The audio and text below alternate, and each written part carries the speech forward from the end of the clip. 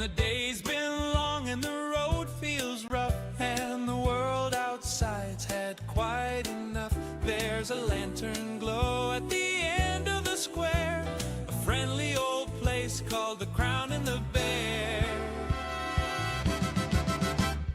Boots on the floor and laughter in the air, stories get bigger with every chair, from travelers passing to folks from the farm. Everybody's welcome by the fire so warm. Even the Asians, come on down to the Crown and the Bear. Pull up a stool, we've got time to spare.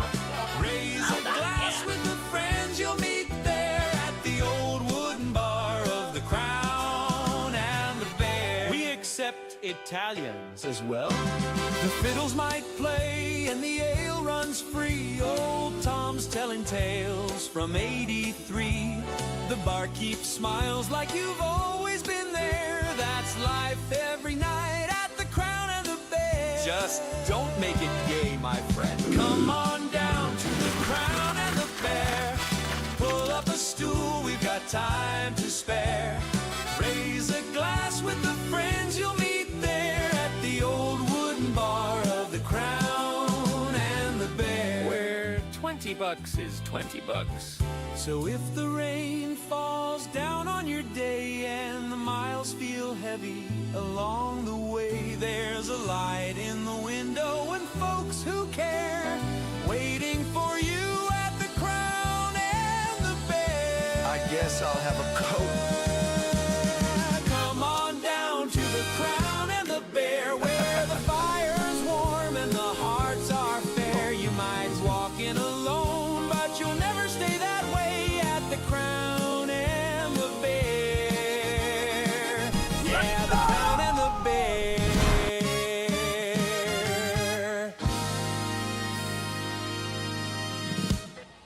And I just don't think it's going to be as crazy.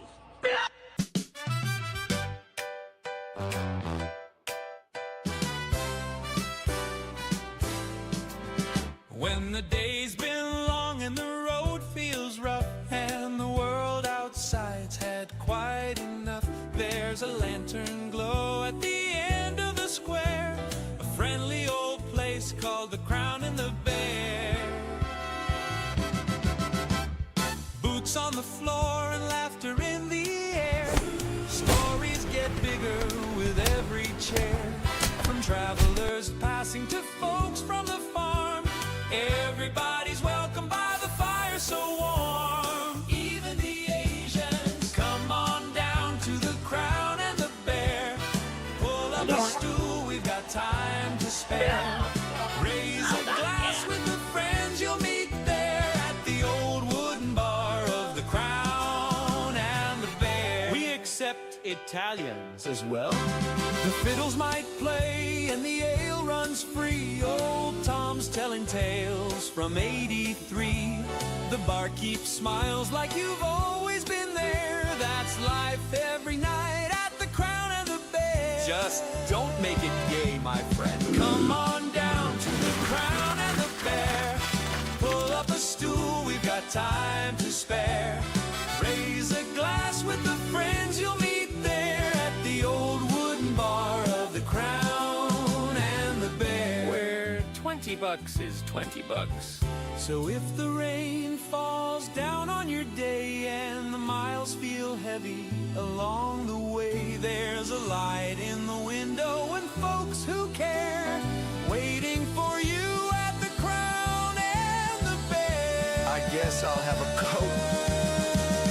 Come on down to the Crown and the Bear, where the fire's warm and the hearts are fair. You might walk in alone, but you'll never stay that way at the Crown and the Bear. Yeah, the Crown and the Bear.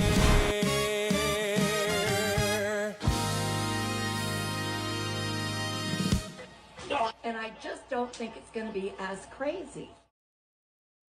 All right. Eudemus Maximus. Mm-hmm. Nah. Welcome to the Crown Bear.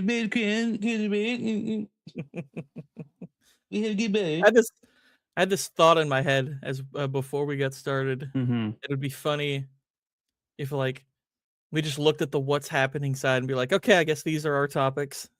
It's like so just whatever they are randomly. It's like I guess we're talking Supergirl, the Palestinian Authority, conversion therapy, and Evan White. I I don't know Well, who Evan White. basically, basically, yeah, good times. How you doing Jack today, Sparrow. sir? I'm all right. I'm not too bad. How about yourself? Better than I deserve. Oh, not really, not really. No, no. I was gonna say, I was like, so you're saying what happened yesterday was totally earned? Because Yeah, I was so gonna say, you know what? Whitey's been through some stuff the last 24, 36 hours, and I don't think he deserves it. I don't think yeah, anyone. Well, I wouldn't say anyone, but I don't think he deserves it. does come to that point where it's like, uh, could it be worse? I guess. Yeah. Oh, it could always be worse, but do I deserve it? I don't know. That leads into a theology question right there. We'll get into that later. Um, but don't we all deserve it? Okay. So, yes, I had a vehicle problem, which led to me working on my vehicle for basically all of Sunday, during the happy hours of Sunday. And Ugh. yeah, it was like, oh, right after, working, Thursday, Friday, Saturday, hard shifts and all that, then you get that problem. It's like, congratulations, you got off work. Oh, yeah, by the way, your car might be dying. So Oh man. went through it all. And by the end of it, I don't know. We did kind of get like a little second opinion. It might be salvageable, but now you got to have like a tow bill, the money ready for all of the whatever's going to probably need to be fixed, or just enough money for two tow bills, for one there and one back. Oh So man. as they don't just come out to the street and be like, "Oh, let me listen to that thing." Okay, we'll take it on back. That's not really how that works. So anyways, but thankfully there are just a few options out there and things are just getting a little bit better financially on my end. So, it could definitely be worse. So there we go. It could be worse. And good morning, Yeah. Cannoli. Good morning. Morning, cannoli. Hmm. Yeah, I mean, look, car troubles, they're a pain in the cheeks. We all know it. Hmm. They're not fun. I mean, I've been I don't drive a ton. I don't have to at the moment. Haven't had Right. to very much for a little while, so thankfully I haven't had a ton of it recently, other than I guess like, fixing tires and maybe getting brakes replaced, that kind of, Yeah. Yeah. basic maintenance. I do remember though the last major one I had, which was my transmission dying, and that was Oh. well, oh man, that's why I guess that's why my mind first went there when you were telling us what was wrong. I was like, please tell me it's not your transmission because I know that sucks for everyone. Hmm. Uh, but I'm hoping it's not anything that drastic because I remember that happening to me last time and just being like, this is freaking miserable. And of course, it never really hits at what you would say call a good time. Like, and it never Yeah. happens when when, oh boy, I'm top of the world, I have all this extra money, and it's like, oh well, this is just a little expense, I guess. But yeah, kind of pretty freaking stupid. But uh oh well, I can bitch about it or not. That's basically what it comes down Right. to. So well, hoping that your week has been better than that. Not too shabby, not too shabby. Yeah, it's, relatively standard for the most part, work, work was semi-annoying, I guess, because we didn't have our regular team leader at work, so we were dealing with a bunch of team leaders from other shifts, Mhm. and what gets I don't know if other people who've been in unions can attest to this. I don't know if this is true across all states, across all unions, but one thing I've noticed, uh, in any job where union is there, which granted, I'm not in that union. It's present at the workplace as an option. I'm Yeah. not. I'm like, no, screw that. It's a waste of money. But people get like tribal about their shift that they're on, Hmm. and they blame the other shift for everything. I think that's incredibly stupid for the most part. I mean, I can see it in certain jobs where it's like, okay, you are expected to leave the people coming in a certain, leave them a certain way. Uh, Yeah, clean up your work area. Don't leave debris. yeah, and I mean, for the most part, like the job we're at, I kind of feel like that shouldn't be a problem. It's like, look, there's some easy things that we move, and there's some difficult things we move. If you're just not a dick about it, you can kind of divvy the work out, fairly evenly. It's like, but we had a bunch of people running our line from second shift, and they were running all the heavy stuff, all the worst possible stuff they could find. Uh, and it got especially bad Sunday because we only had 2 people, uh, the last 2 days. We usually have 3, and usually when we have 2 people, we keep them together to do the harder job, and like the person who's the team leader, just they'll go down to the other end and occasionally add stuff on top of whatever else we're getting. Hmm. Uh, but this chick wanted us to run it just one person on one end, one person on the other, and we were super busy. So yeah, I'm moving like tons of heavy stuff on my own, like 8 out of the 12 hours. And like she initially didn't even say anything about us like rotating our job, and I was like, screw it, I'll just take the initiative and do it anyway. Because I'm like, Yeah. I'm not 12 hours up here. That's ridiculous. But I was like, I don't think that's why like, cause actually I was the only regular person who was part of our typical 3-person crew. The other 2 weren't there. So we had somebody else come over to help. You And didn't really know what was going on exactly. I mean, he knew the job, but he's not familiar with like our, how we rotate and all that Hmm. stuff. Hmm. So I was like, okay, if he isn't told to come up here and, us swap jobs, he won't do it. He won't know Right. to do it. It's not his fault. He won't know to do it. And also, we try to keep when one of us is on the back end, we try to, keep the flow relatively not like slow, but depending on what we have on the other end, we try to, mitigate the workflow if we can. Uh, we're not trying to like, we're not trying to kill ourselves on the other end because we're like, we're just gonna make it harder for everyone else. Uh, he doesn't know that, so he's just like Right. doing everything. He's doing absolutely everything he can, and of course, she's picking the most like annoying possible part we can move. So I'm like, I'm doing all this myself on my end, and I was like, seriously, screw this chick. It's like that's like seriously, screw this chick and how she's running things.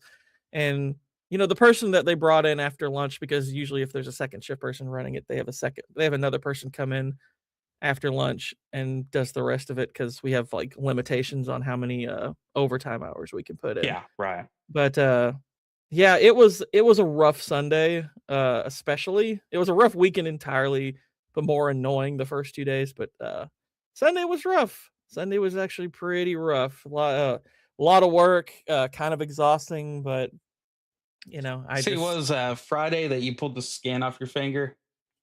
well, okay, so yeah, that's the other thing. I did hurt my finger twice. Sucks, dude. It sucks Um, so bad. I felt so bad for you because I know yeah, exactly the pain. yeah, because I mean, we're working a job. We got to work with our hands a lot, and uh, my left middle finger. We were scrapping a bunch of parts. They were coming in. The paint jobs on them were pretty bad, so we just have to throw them away. We have to scrap them, and we usually pull these in groups, like 2 parts, 3 parts, 4 parts, depending on how many come on the racks and everything. So I had 4 parts, reasonably heavy, but it was more just how they came down when I laid them in. There was a bunch of other stuff, and I guess they stopped sooner than I anticipated. So the edge of one came up and pulled the skin back on my middle Ugh, finger, where like the fingernail, like the back of the fingernail. yeah. So that I was like, okay, that didn't feel good. And my glove was on, so I didn't see it initially. I was like, "Ooh, okay, that kinda hurt a bit." So, I think I might have cut it just there, and, then I looked at my finger, I was like, "Okay, yeah, it's bleeding a bit, so I need to, get some bandages on it and whatnot."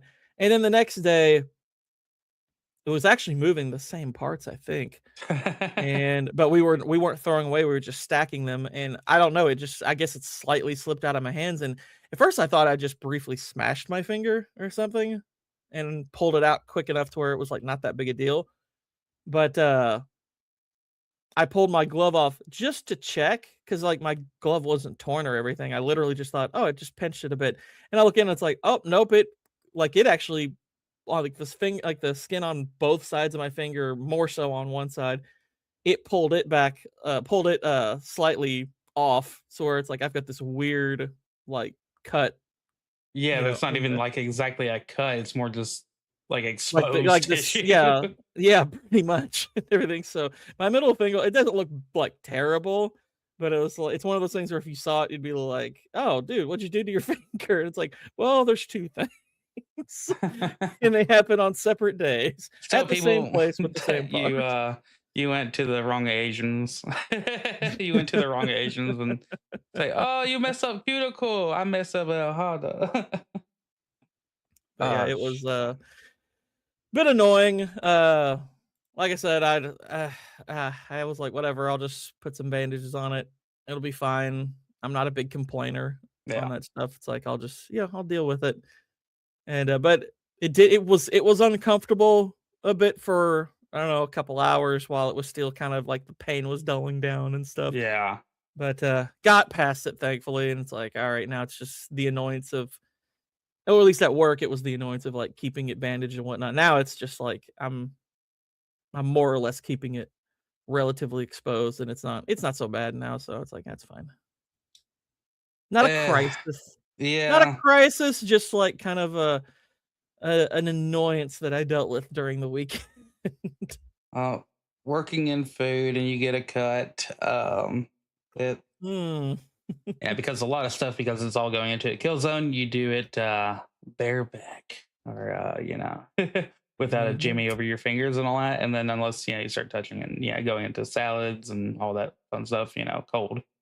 But yeah, so yeah, a lot of plating. A lot of people don't know this, but a lot of plating and everything like that is done with people's hands. They're clean hands. They've only been touching food, and usually you try to keep it to where no hand that's touching raw food is going to be touching prepared food. But it's usually done with the human hand. On the especially the more higher end food that you get, those dudes are Mhm. going to be like reaching right in there, tasting the soup right there, being like, yeah, that's good. And then they're going to be drizzling this, drizzling that all over it, sprinkling salt from their hands, and then whatever greens go on top of it to garnish it. It's guess what? That's with hands.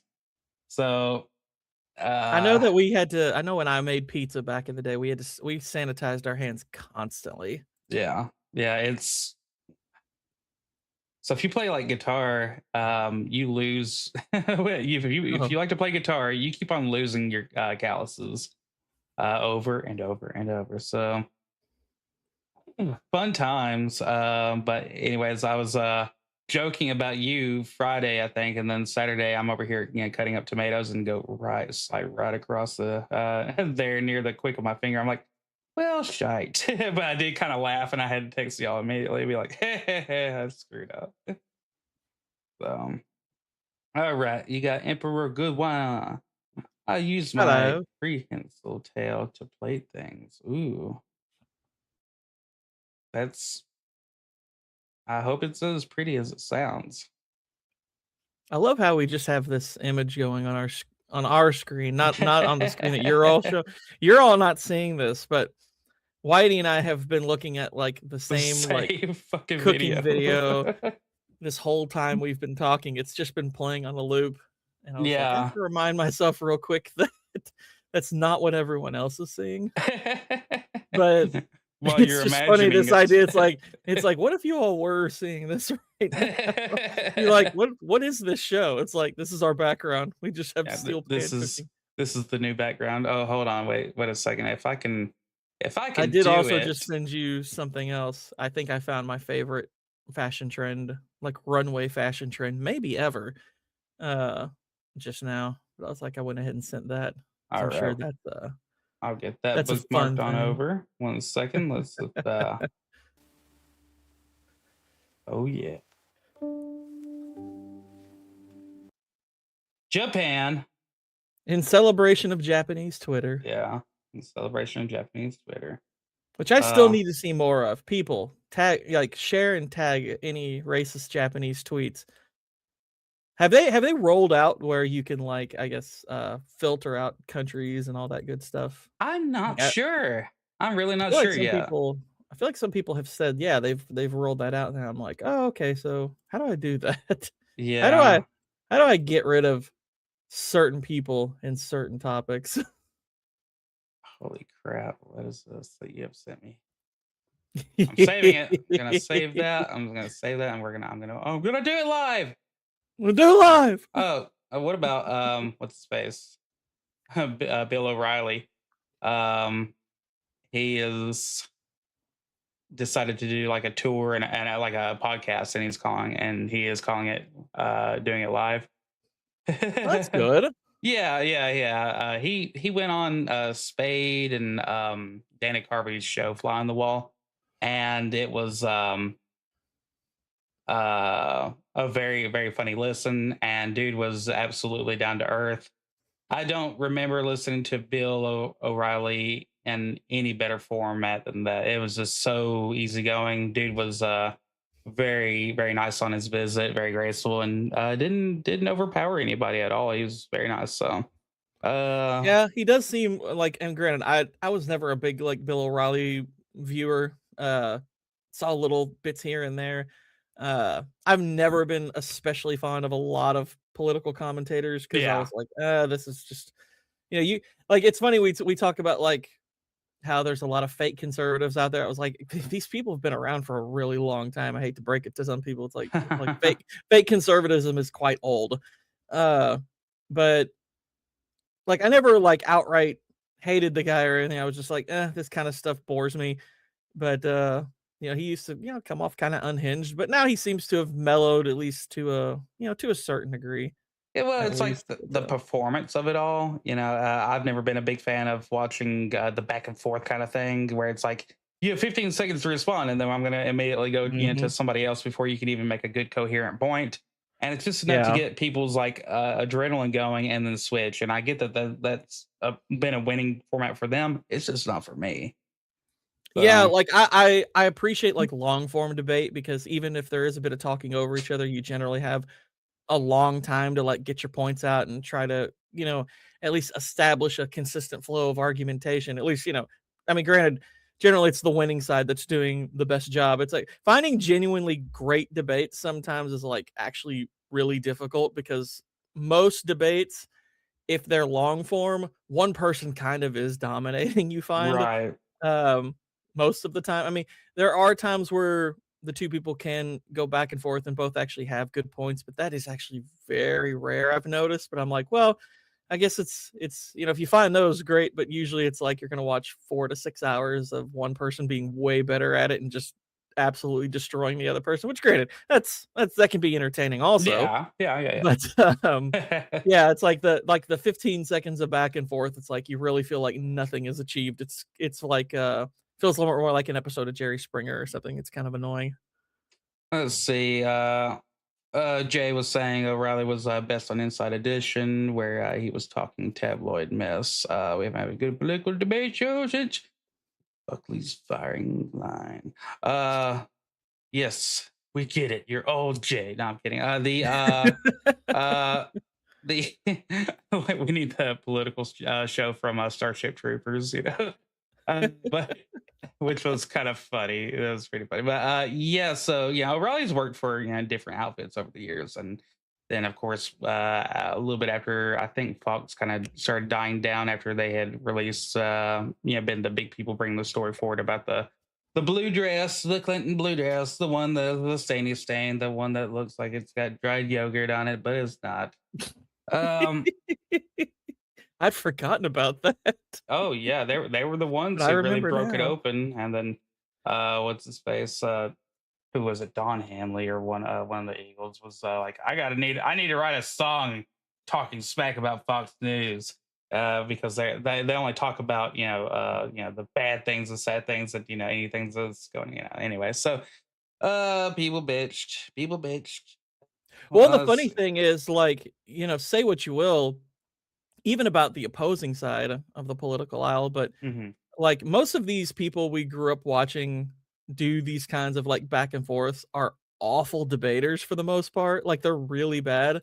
mhm, Uh like even some of the ones that for a while we thought were actually really good at it. Like, I think a lot of people uh in this probably the last decade or so who have kind of come to the conservative side. Probably Ben Shapiro was somebody they had kind of an entry level familiarity with and thought, oh, he's this really great debater. It's like, well, when you actually see a lot of the really good ones out there, you're like, Ben is not nearly as good as most of us probably think he is. I mean, I'm not saying he's bad at it.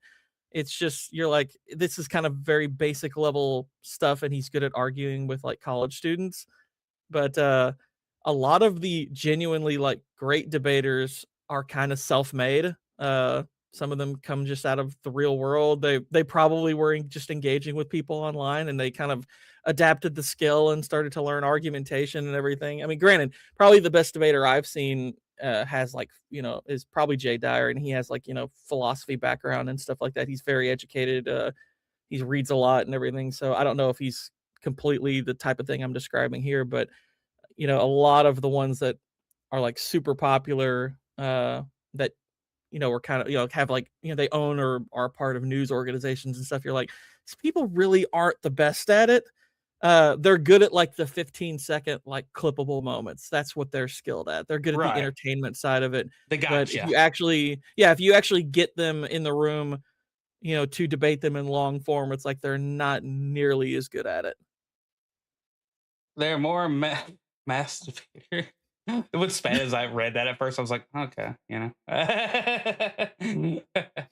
Oh man, masturbators. I got to use I got to use that line last week at work. What? Uh Which one? Which one? um I was talking about I said, well, that's kind of like rage bait. And I said, and I'm all about it. I said, I'm a master rage baiter. And it took a couple of the older workers a little minute to oh my god.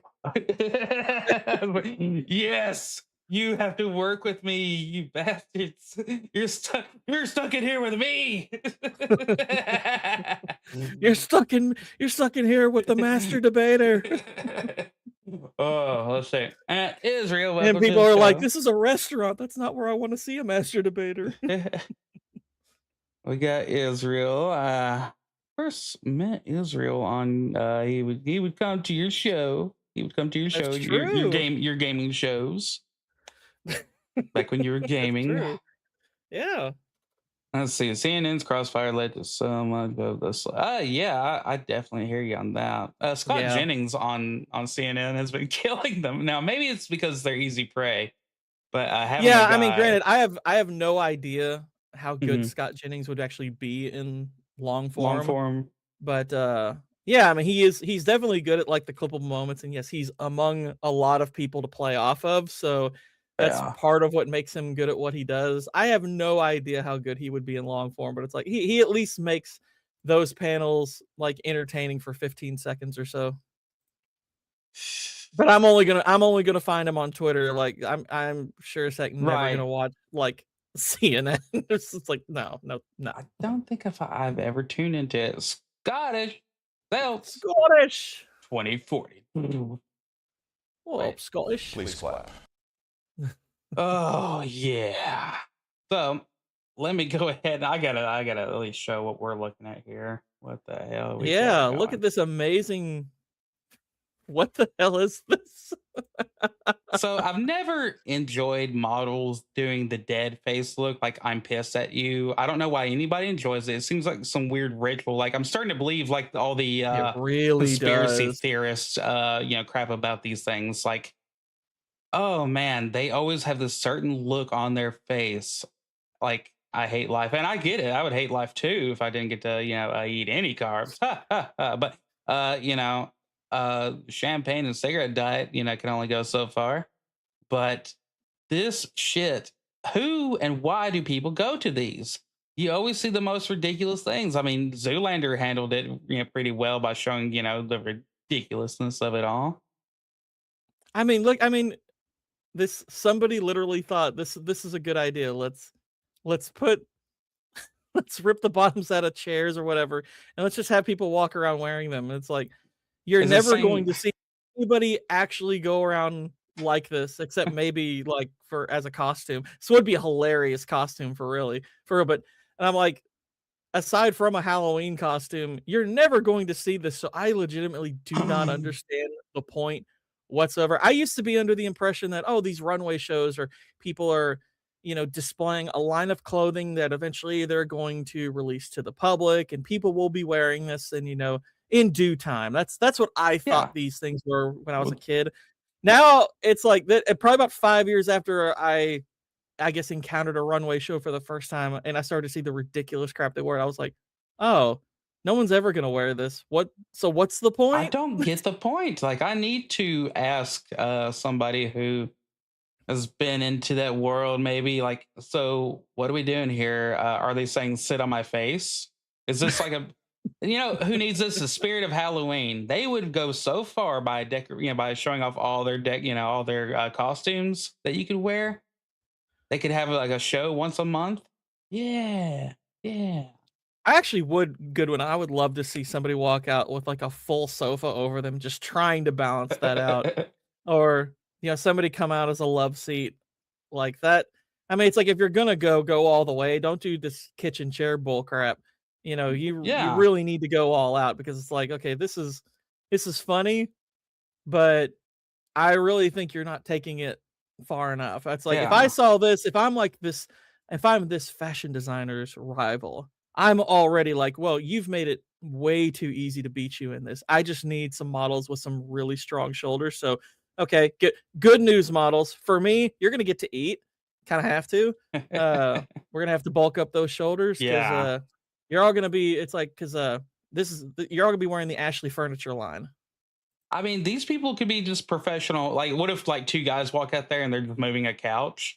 Yeah, the Pee Wee Herman couch and all that, or whatever, the sofa. There you go. My I think the most beautiful model is the table that's the centerpiece that they're all walking around because what we don't know is that's also a model and she's beautiful and she's out there the whole time. So that's the one I'm most impressed with. Right. I mean, Let like me. people pay to go to these. People actually pay to go to these. And I want to meet one of these people who has attended and be like, "So, what'd you do with your day?" It's like, "Well, I watched a bunch of women walk around with chairs overturned on their heads." It's like, It's why did you do that?" I don't know. it's I like don't something know. out They of didn't even Looney serve Tunes. Yeah, they didn't even serve beverages. I'm really not sure why I went. Um. Like, I mean, here's the thing. If this is some kind of cult ritual, even the satanic cults are running out of ideas. Like, I'm like, I wonder if like this is one of those things where like there's like a demon in hell who's in Satan's just looking at him like, what the hell, man? You know, like what this is what you came up with. It's like they they were willing to do it. I know it's like that crew. I guess Apollyon, you're trolling right now. Come on. they're in the back room saying, "All right, this time put a chair on them." Oh my god, Oh! All right, yeah. So Jay said, obviously, the method runway model. This is so funny though because it makes me think like, oh no, she's gone full chair. She's full chair right now, like she's on wall. And it is kind of funny looking at the little sidebar here. The audience can't see, but I'm I looking think over it'd be here. great if, like, halfway through they released cats just to see if the cats would jump up on him and start clawing at him. Like, all right, the winner, it's like the first one that gets a cat to sit on him, that's the winner. See on the side here, I got something that says Nipsey and Pride Night and George And Floyd. George George Floyd. What the shit is going on here in Supergirl? So I think I am going to start bringing this up. Earlier, it said Leviticus was trending. Like, what the hell is what? Oh. Leviticus is trending? What? Wow. You like that deserves a wow. There we go. Uh, I mean, if George Floyd and Leviticus were both trending, that would be kind of funny. It's like, well, if he wasn't breaking laws, yeah, yeah. Okay. Imagine being like winning America's Next Top Model, and this is what you're relegated to. Like, I'm gonna be somebody. I'm gonna wear a fucking sofa. The finished meta critique of the unreasonable demands of both beauty and homemaking with patriarchy places upon women. This is the I just participated in a WWE match from the 1850s. Look. Exactly. Like, like bonk, and then your head rips through the other side. That's why I say it looks like Looney Tunes. Shit's happened here. But now I do got to go to something pretty funny here. So this is what we were watching earlier that that everybody was having to that we were seeing and nobody else was, and why we were like, this is kind of getting to the point of being funny. But let's see if we can pick up the audio for it. This harkens back to a couple weeks ago when I brought up the Steel Pan channel, and I saw this and I started laughing because it's like, oh, I really like that channel, but I didn't realize there was kind of a South Park spin on it. Isn't that convenient? I'm making a pan-roasted chicken. Pan roasted? Like seared on the stove and then put in the oven? Uh-huh. I've just taken the chicken out of the pan. It's so moist. I'm gonna let it rest now, about 5 minutes. Yeah? Yeah. Oh, there's lots of brown bits stuck to the bottom of the skillet. You're gonna deglaze that pan? Oh, I'm gonna deglaze it. You wanna help me? If I was there, I would. I'd take some red wine, about a quarter cup, and then a wooden spoon, and I'd deglaze the out of that pan. I got a wooden spoon right here. It's pretty hard. Yeah, you put some onion in while you're deglazing? I was thinking about shallots, actually. Oh, yeah. Shallots won't overwhelm the chicken's natural flavors. Yeah. Randy Marsh! Ah, Sharon! Dat is echt heel lekker. I'm making a pan... Beautiful. Now I want to try this. I want to try this. Telling y'all, steel pans. Steel pans are great. I love me some steel pans. The I just need to get more of like the. I need to get me some shallots and some red wine. Convenience of it all is that or the picture I sent you this morning of the egg. Mm-hmm. I was using like a what is it? Ceramic coated whatever, it's pot. And I was not having any luck with anything not sticking, and I was like, oh, I probably should have had more fat in there, and probably should have had it a little bit lower and slower for this type and all that. And yeah, you know what, it was terrible. Like everything about it was terrible. Fortunately, by the time I got to the eggs for the end, it had enough beef fat in there for it to kind of float and for me to scoop it out. But I was like, golly, this shit sucks. That's why you only got a very limited picture of the egg, because I was like, I usually cook better than this. This looks awful. But anyways, and then you send me this. I'm like, the trifecta is complete. Yeah.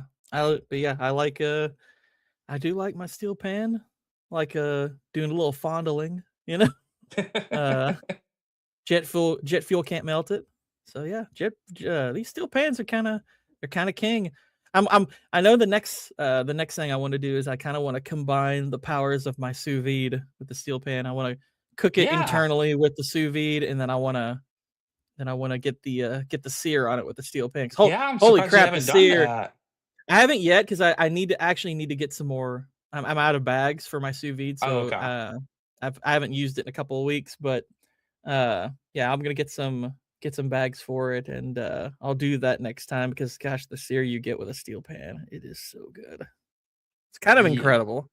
Like I was very much pro cooking torch for a while, but I'm like, there's no point anymore. There's no point. A steel pan kills that. It absolutely kills it. Yeah.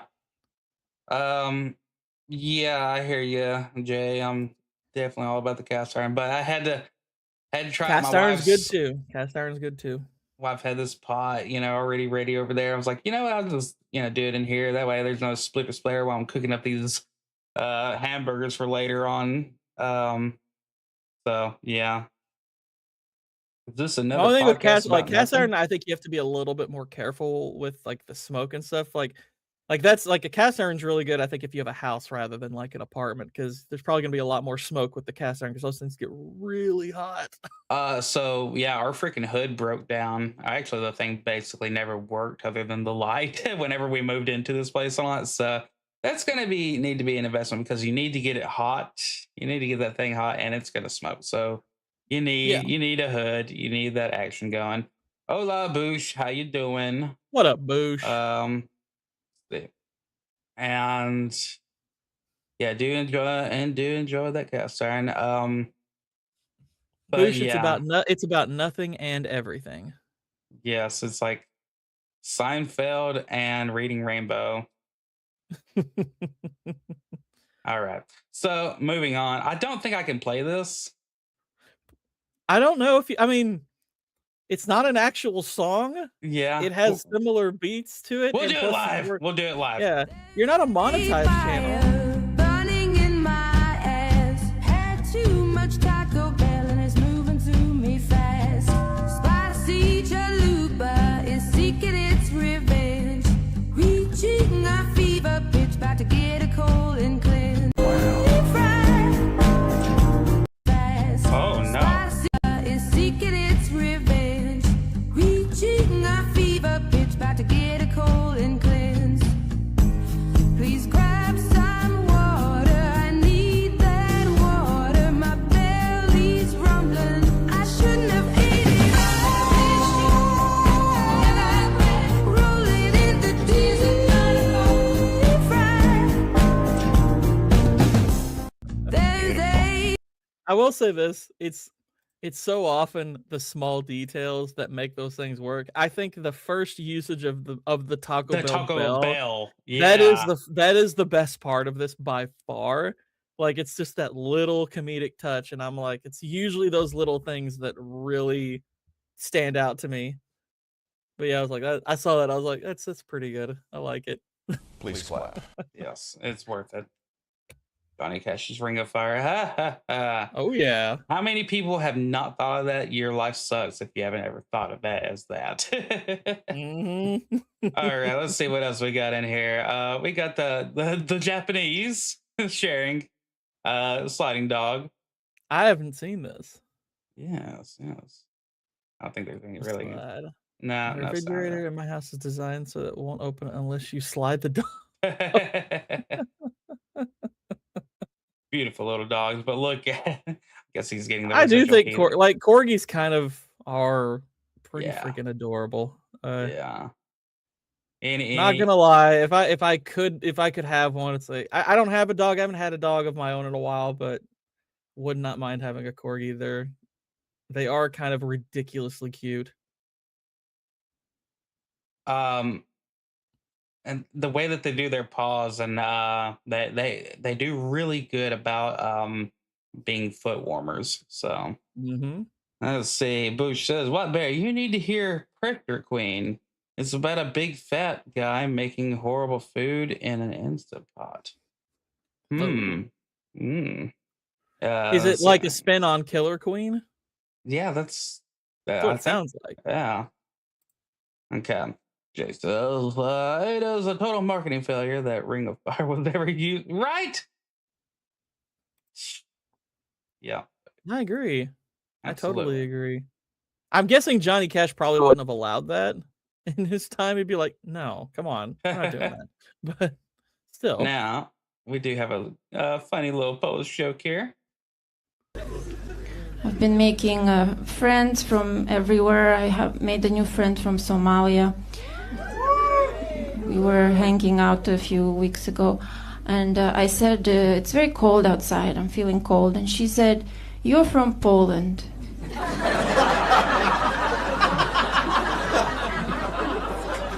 At this moment, you know where the joke is going to go. keep going.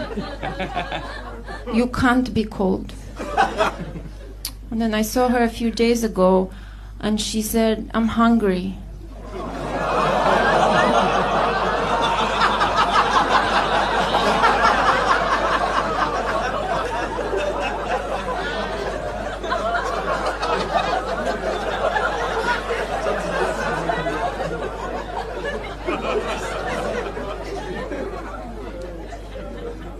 We don't talk anymore. Well done. Well Well done. done. That's good timing, good construction. Didn't handhold you through it. That's well done, lady. Yeah. Well done. Yeah. Yeah. If it were the original person who posted it, I would give them double the hearts, but I can't. So until then, I'll just give them the clap. All right. So we were talking about this last week. We had a little image of Michael Jordan and the NASCAR, blah, blah, blah, blah, blah. But basically, this doesn't say exactly. I don't feel like it says exactly about how he's fixing NASCAR. But apparently, the lawsuits are helping out, basically make it worth more for people to be in it. You know, because basketball and baseball are two sports. Not even going to talk about football, but those sports are like quote unquote low key cash cows, like for the players. Like the players do very well in baseball Oh yeah. around here. I mean, it's a very good living. It's somebody earning at the least around here like 120 and up for part of a year, and Like an yeah, active I part mean of a year. baseball contracts are like for the really good players are kind of insane because there's no Yeah, salary cap, yeah, which I know gosh, it kind of sucks right now because if you're not familiar with what's going on in baseball. So baseball is starting to pass the NBA. Uh it's slowly starting to take second place amongst American sports for popularity yay. because the NBA is kind of becoming unwatchable. Also college basketball is surging pretty well right now, which I'm very happy about that. This NCAA tournament's been fantastic. Uh, but baseball is in a really good position to keep growing, but they're about to have a labor dispute that I think is after this year, and there's a really good chance they're going to have a strike, which would kill probably all of the momentum they've built. I mean, Mm, because the thing that's going on right now is, and this is made especially bad by what's going on with the Dodgers. The Dodgers are basically doing what the Yankees did in the 90s, but times 10. They're basically taking all of the good players and paying them these exorbitant amounts of money. uh, they've basically built a super team, and because there's no salary cap in baseball, it's getting harder for other teams to compete. Now, because of baseball and the nature of the game, it's not impossible to beat a team like the Dodgers, but it's obviously very difficult. I mean, they've won the last two World Series, and I mean they easily have the best roster, and they made themselves better this year. And owners are wanting to institute a salary cap. They're like, okay, this is getting ridiculous. This is getting out of hand, and it's wildly unbalanced. But obviously, players are very anti-salary cap because mm-hmm. that limits their earning potential. And I personally, it's like I do kind of see both sides of the argument. Don't get me wrong, but at the same time, I'm like, a sport is about entertainment. Yeah. I mean, that's what a sport. That's like the nature of it is about entertainment. It's about competitiveness. I kind of find myself being a little bit more pro salary cap Mm-hmm. than not. So it's one of those things to where it's like they're gonna have to figure out some kind of solution. This is something they've been fighting over for a really long time, but I'm not sure how it's going to go. But it would be it'd be kind of tragic for baseball to destroy all of the momentum it has because I like baseball a lot. I think it's a great sport. I enjoy the heck out of it. Some of the tweaks they've made here and there aren't the best, but they have done some things to tweak the game in the last few years that aren't bad ideas. We're still kind of getting used to them. I like the pitcher's clock. I know some people hated that. I like that you can challenge pitches now in the strike zone. I like that umpires are getting a little bit of accountability.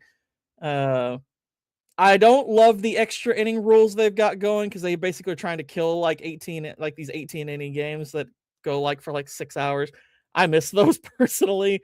Uh, but yeah, they've still made other changes that I think are really, really good. And yeah, they're kind of they're in a position where they could really surge in popularity and just blow past the NBA, which just has screwed itself completely. But I'm afraid they're going to shoot themselves in the foot here pretty soon and go on strike, and that's going to turn a lot of people away. Yeah, the amazing part about baseball is that it's been able to mostly stay away from some of the crap that the NBA pulls, and stays away from how NFL is just kind of gang out in its own little corner, or well-paid corner, really. But I don't know. I just feel like there is a drop in people. Maybe it's my own bias, but I feel like there is a drop in people who care as diehard as they did about the NFL as they did probably about 10 years ago. So I'm not sure, but it's just a lot of people don't recognize the pay, the salary, or the pay of these baseball players, even for smaller teams. That they're getting paid very well. So um, they anyways, I don't exactly know why I got off on track about baseball, but things are happening in NASCAR that are kind of related and all that. And if you want people to keep on doing the NASCAR, I mean, people are always going to be turning left violently, but um, I don't know. This really, maybe they just need like kind of like an equalization because maybe they were just having a much harder time. But it is hard to be super duper profitable in NASCAR. And I think once you've made it to that big circle in the sky, then you need to be earning pretty good money. These people are no matter what you think of the sport, they are driving the fast, and they are making hardcore left turns, and they do have to be precise about things, and it's a whole lot of situational things that people love, people pay for, people go to see. And it is kind of cool that Michael Jordan's been into it for so long. But anyways, so I'll play this really quick.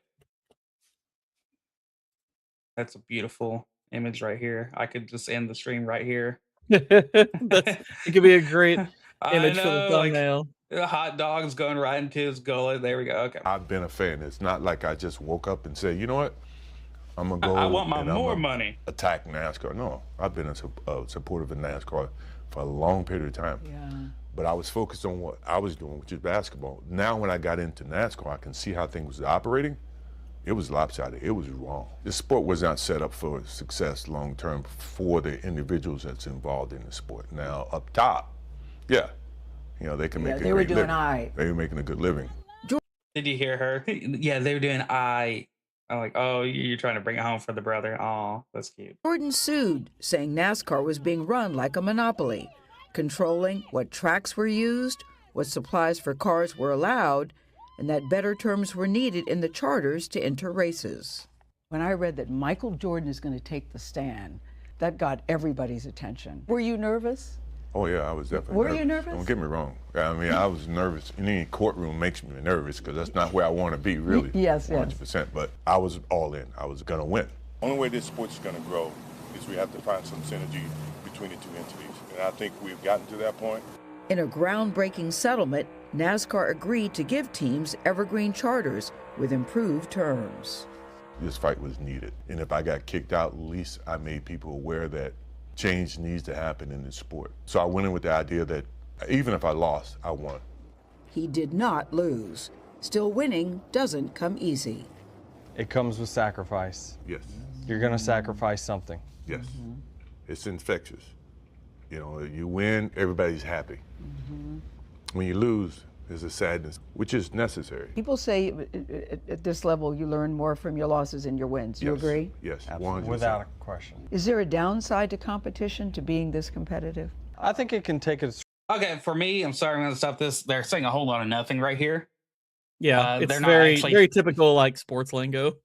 Oh yeah, and it's very Platitudes. surface level. Yeah.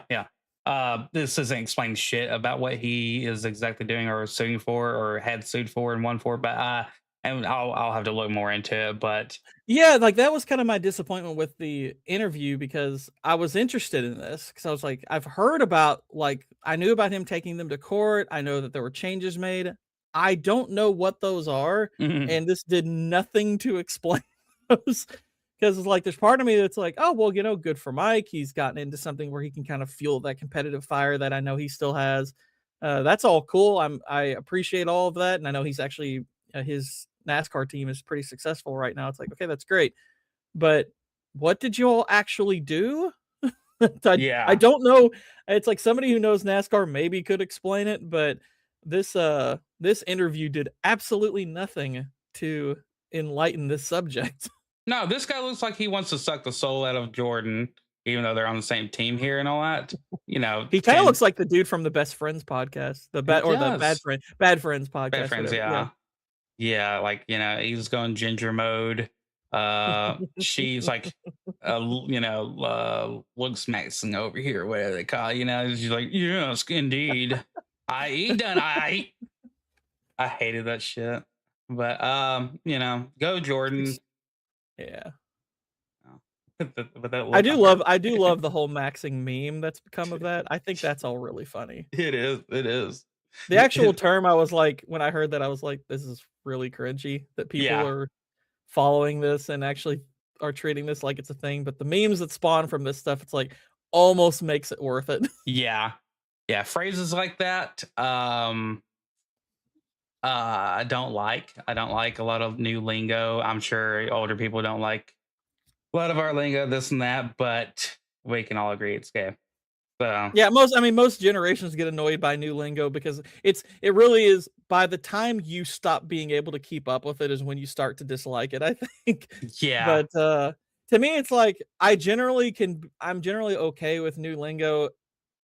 It's not the lingo that bothers me, it's what's behind it. It's like if someone just said, "Oh, we're looks maxing," it's like, "Okay, what is that?" And then I see what it is, I'm like, "It's really gay." Like that's really gay. But again, it's like when they come up with the memes, like when somebody took that dude's mugshot and turned him into an Asian and said he was rooks maxing and called him cravicular. I was like, that's funny. That almost makes it worth it. I can Yes. All the I can stuff get that it. And then when I comes see from all it.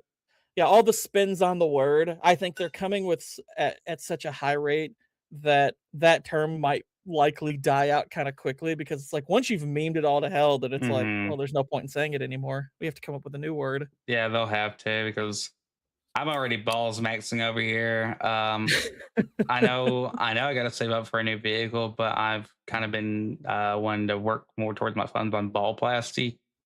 And I want those things to look like two fine shaped eggs, But Just punch yourself in the nuts every day to get them looking just right. I don't know. I'm not trying to get whoa. I'm not trying to get the cancer here. The ball Hey, cancer. that's how you balls max. That's how he looks max. He punches it. That dude punches himself in the face a lot. That's how he Oh said yeah, he did it. that is true. That is true. Get that chin. Yeah. Okay. Well, there you go. You got to I'm give your I- balls a chin. Shh. Give balls a chance. Yeah. I guess. I guess we're gonna go back to tame maxing because I will I'm say not- this: the only thing that annoyed me about the Asian one calling it rooks maxing, I was like, that would have been a good one for people who play chess. You kind of ruined it for chess players. Rooks maxing should have been for them. I don't know. You could have like the little rook and give them little faces. We need to have like the Chad face on all the pieces and chess. There we go. All right. Well, some DoorDasher lost his job because he's being gay. All right. So Jaden Ivey. Yeah, this is a big story right now. Yeah. I woke up this morning, ate some gabagool, and saw this just going crazy. And I feel bad for the guy. I don't know how they can justify it, and I'm not going to be playing the 14-minute because to me, it's version. like I've seen there's two spins on this. As far as the people who are, I guess, trying to justify it, it's he clearly needs help, and then there's of course the other people who think, oh, he's hateful, and I'm like, okay, the people are hateful. It's like you're retarded. I don't care what you have to say. Mhm. But okay, let's grant that maybe he's maybe unstable in some way because here's the thing, I can see that side of it. Put aside what he's talking about, put aside that he's not, he's kind of anti-LGBTQ, and I'm like, I don't care about that at all. That's fine. I'm not pro LGBTQ either, but put aside that for a sec, the content of what he's saying. Let's say him making all these posts is kind of erratic and maybe he does need some kind of help. That still puts the Bulls in a bad light because I'm like, well, why would you let him go and not actually get him help? Like all of these people are saying, well, I really hope he gets help and everything. And I'm like, why would you all not facilitate that? It's like I feel like that's more just you all trying to wash your hands of him without actually doing anything. It's like you're trying to justify it in a kind of a really sneaky way. I mean, because it's possible there's some truth to that. Mhm. But I'm like, well, if you're an organization, you truly believe that about your guy. And this kid's like, I think he's like a rookie. I'm not totally sure. I don't follow the NBA close enough to know exactly who this guy is. I know he played at Purdue, and I think maybe he's like 22, 23. And I'm like, well, why would you not get him help if you actually think there's something kind of unstable about him? Because if that's what you believe, then his views shouldn't bother you one way or the other. You should be like, oh crap, we actually need to get this guy some help. Right. And I'm like, well, clearly that's not what you're all really worried about, because y'all don't give a crap if he gets help. You're all like, oh, we need to get rid. It's fine that they got rid of him. It's like, well, So- screw you all. What from what you've seen, has he said anything other than, he's just, made these other than his stance on, the BLT stuff? What has he said that might has anything given you concern about his mental health or anything? I mean, the only thing that, well, because, okay, so the post that got him, or the statement, I guess, that got him released, that the initial one that everyone heard about was him saying that, he thought that them celebrating like LGBTQ stuff was unrighteous. Like, he literally said it in about as diplomatic way a Christian could say it. And I'm like, okay, if you all let him go for that, y'all can piss off. That's garbage. The fact that he started to go into other topics about, like, he started to say stuff like, Steph Curry is not a real Christian. He's kind of sold his soul for fame and stuff. And I'm like, Yeah. like, and here's the thing. I don't necessarily disagree with him. Right. But it's the erratic nature of it that make people wonder. It's like, okay, is he kind of going off the deep end? Because he's, usually players are kind of told, try to keep your social media posts sort of limited, don't get too terribly involved.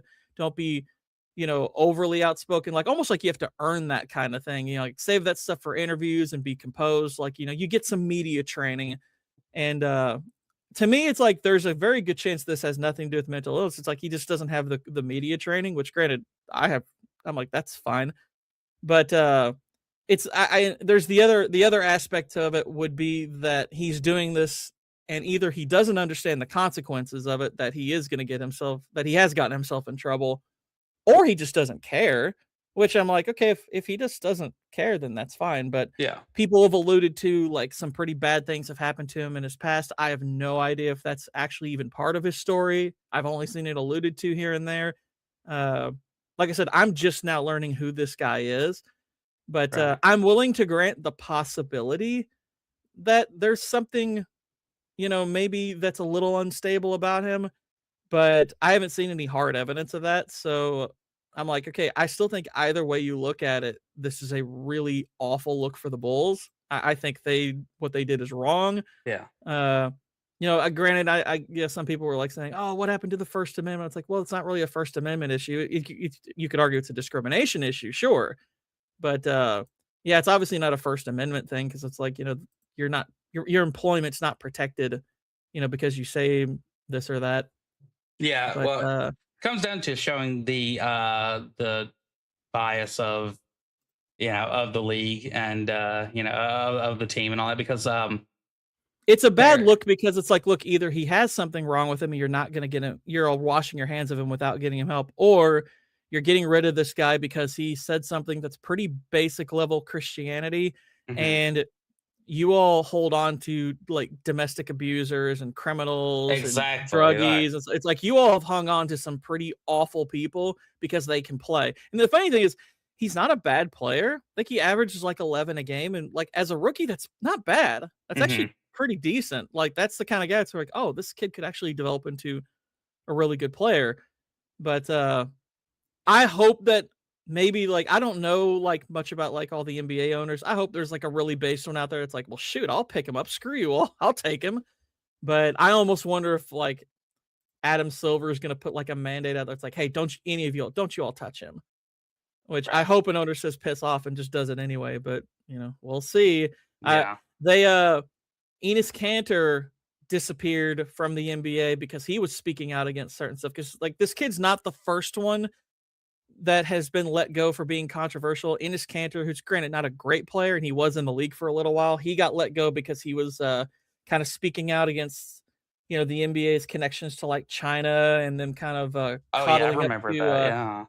Some of these like Middle Eastern countries. He's like, y'all realize if I go to some of these countries, I can't leave. I'll get arrested because I spoke out against like the Turkish government and stuff.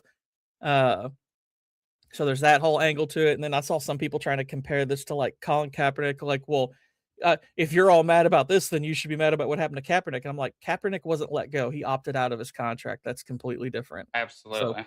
it's like, it's like they're not comparable. Stop lying. No. No, yeah, I started seeing people, try to do that. Try to do that right in the comments as soon as you read any of these and all. It's like, oh, you're all about freedom of speech until freedom consequences, blah blah blah, and all that. Like a business can do whatever it wants. But yes, it can, but it can also show how terrible of an organization they are by what they allow, what they consider bad actions and all that. So. It's just another reason why I was kind of excited to see anything about baseball or NASCAR rather than because you can only have talked plenty about the NBA and my feelings on it, and just how I basically don't do it. All I do is watch old games because of teams doing shit like this. Yeah, the NBA is pretty garbage anymore. It's not even aesthetically a good product. I think college basketball is obliterating it right now. And college basketball has plenty of its own issues, but it doesn't really have them on the political front. They still more or less keep themselves just a sport. College football occasionally has dipped into that stuff, but they seem to realize pretty quick that, we probably shouldn't do that. College basketball is also just, it's the game itself is just, it's a better product to watch. So yeah, the NBA, I'm almost 100% checked out on. I have a couple of players that I kind of like their highlights here and there, but it's a bad sport. It's a bad product. 99% of the people involved in it, I don't particularly care for. I think they're garbage people. I think the sport's run by garbage people. I think it has one of the worst commissioners out there. And it's just like, wow, you all have really ruined a great thing. Y'all really have done all you can to ruin a great thing. And this is just, another instance of them doing that. Like it was bad before this happened. It's now just considerably worse. Let's see, and you'll probably see this come up a few more times. I know I know this. I'm completely checked out on the Bulls now. I'm like, okay, I'm not a fan of y'all. It's hard enough being a fan post Jordan era with how bad you all are and how horribly you're run. But I'm like, okay, final nail in the coffin as far as I'm concerned. I don't want anything to do with you. Right. Of course, the memes came right out, so that's always good. Yeah. Let's see.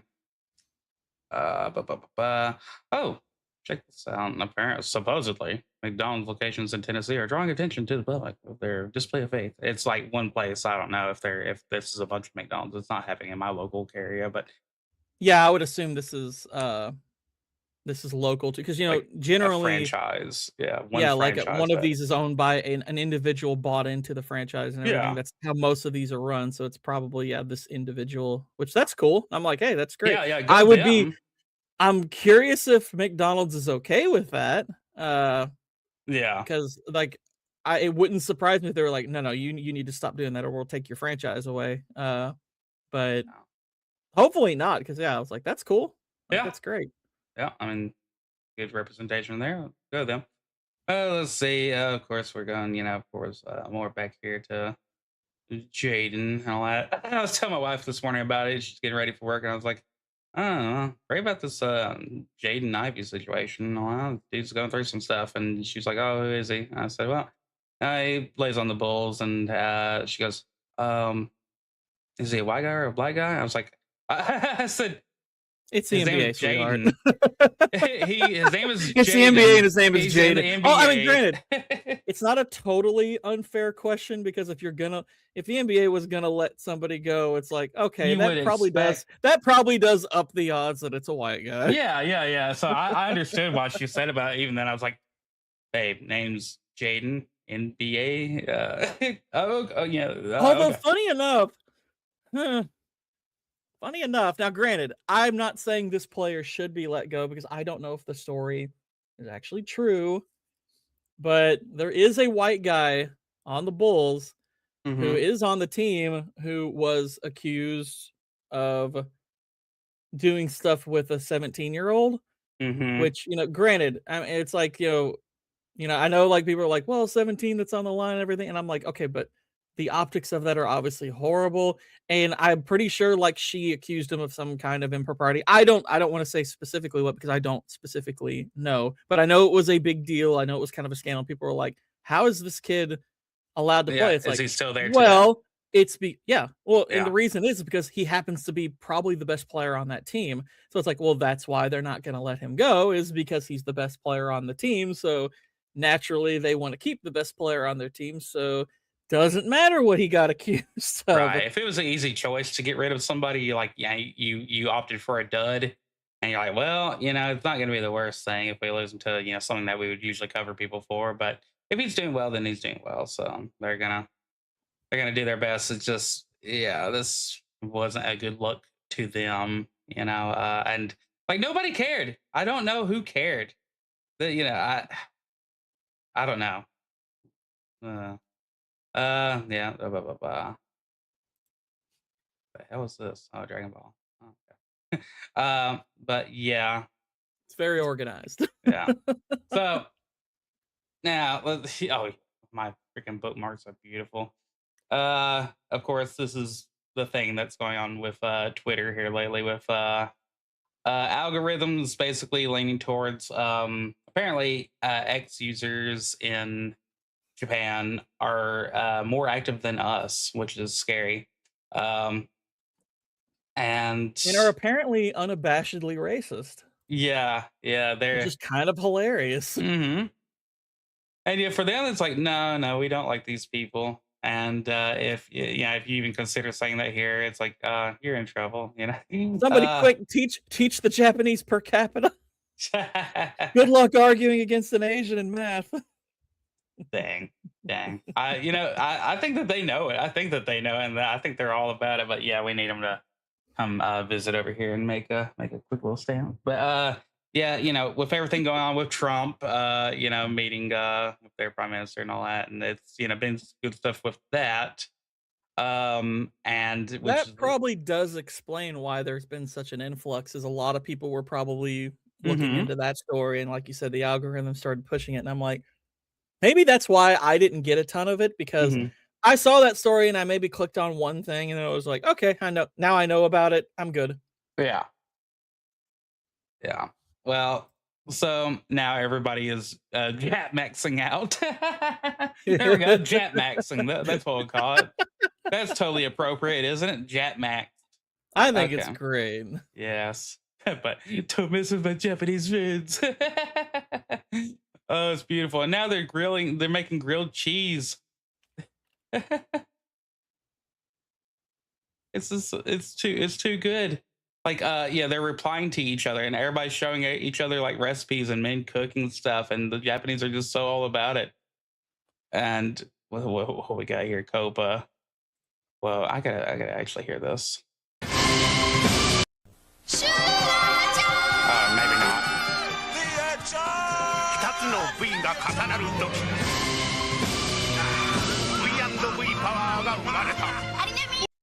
Oh my god. I have seen that before. So I don't think I've seen that, no. Yeah, stars in the 80s. And in the 90s, you know, Nicolas Cage, you know, everybody at some point gets paid enough money to go to Japan to do a commercial. Yeah, have you Maybe seen that? one day we'll You've get seen that. Nicolas Cage and his Oh, Japanese yeah. commercial? Yeah. So Oh, yeah. Those are great. This is a I love trip. these. I mean, these are I had not seen this one. I thought it was, at first it looked like this is probably AI, but yeah, it's like you're probably right. This is just something from the past, because they're like, hey, you want to come over here and do a Japanese commercial for You're like, whatever yeah. the heck this is? Yeah. Go to the cigar lounge and hang Like out. Japanese Snapple? Japple? I don't know. There we go. Oh yeah, here we go. Before you give up, remember Arnold Wars.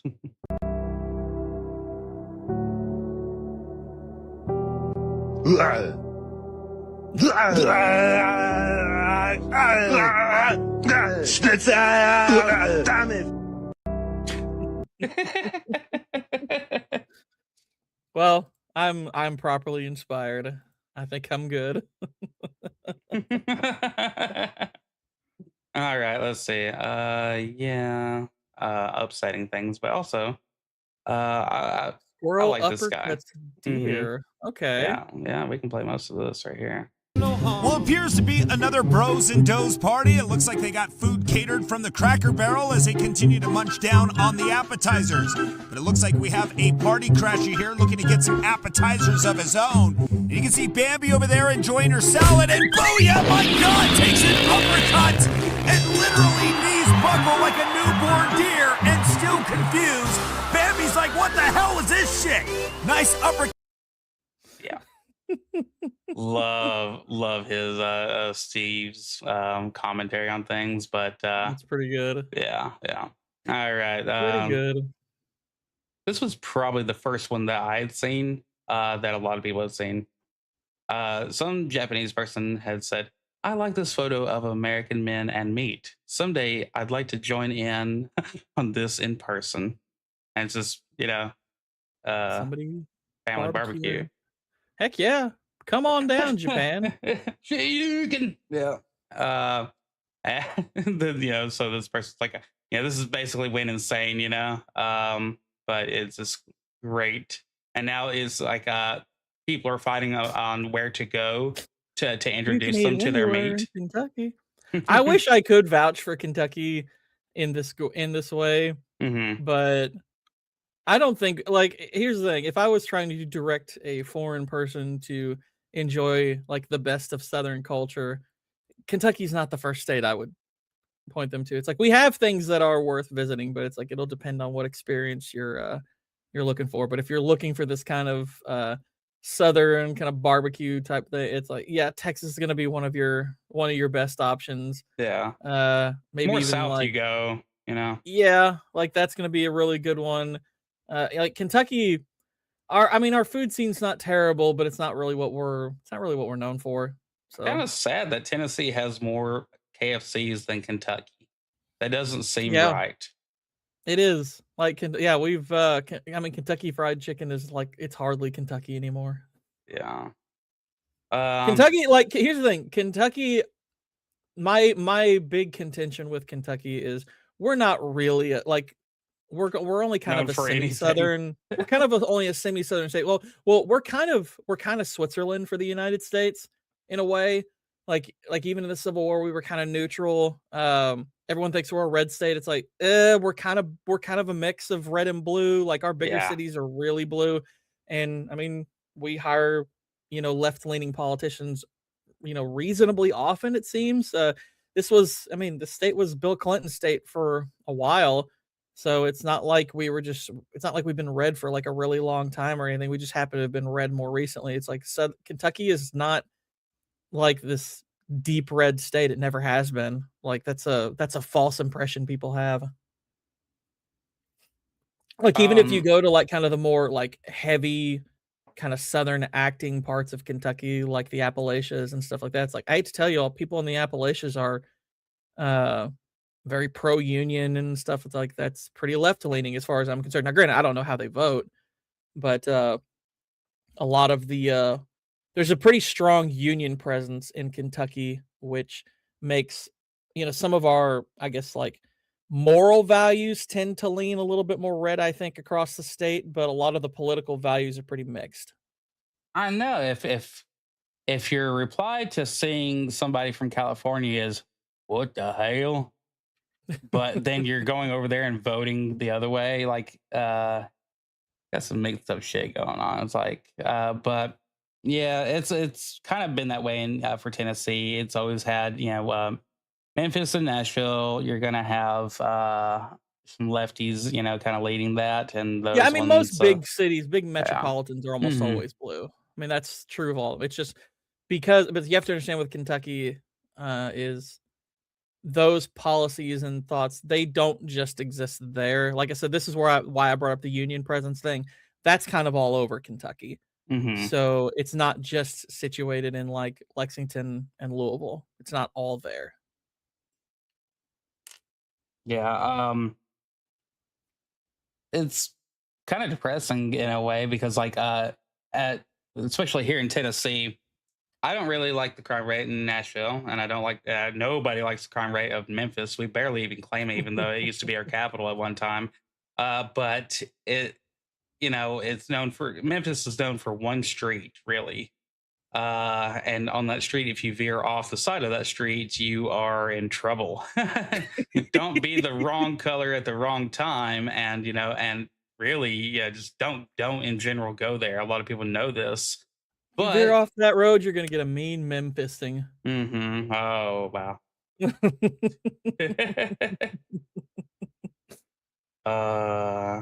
I was trying to make something with Razor Fist, but no. Um, so yeah, but yeah, it's known for that, and yeah, we got the Nashville and Memphis chicken. We're known for that, and Memphis barbecue and stuff like that. But it's really kind of one of those areas right in the middle, I guess. You know, uh, really the people that I know, there are a lot more. Obviously, as you saw from the vote and all that. There are more people that are leaning red, but it's kind of in one of those battle states at times. Yeah. It's just it tends to end up leading towards red in the end, but a lot I of mean, battle. Tennessee, like at least on a political voting level, at least as far as like the bigger elections and stuff, has been going more right recently, I guess, than they used to. Not quite like it's not quite the same change we've seen in like states like Florida, for example. But then again, it's like Florida, what they have going for them is they're governed by a pretty famous like DeSantis being the governor there, I think is part of what has turned Florida into what it is now, because a Right. lot of people like if you're a conservative, you probably like Ron DeSantis.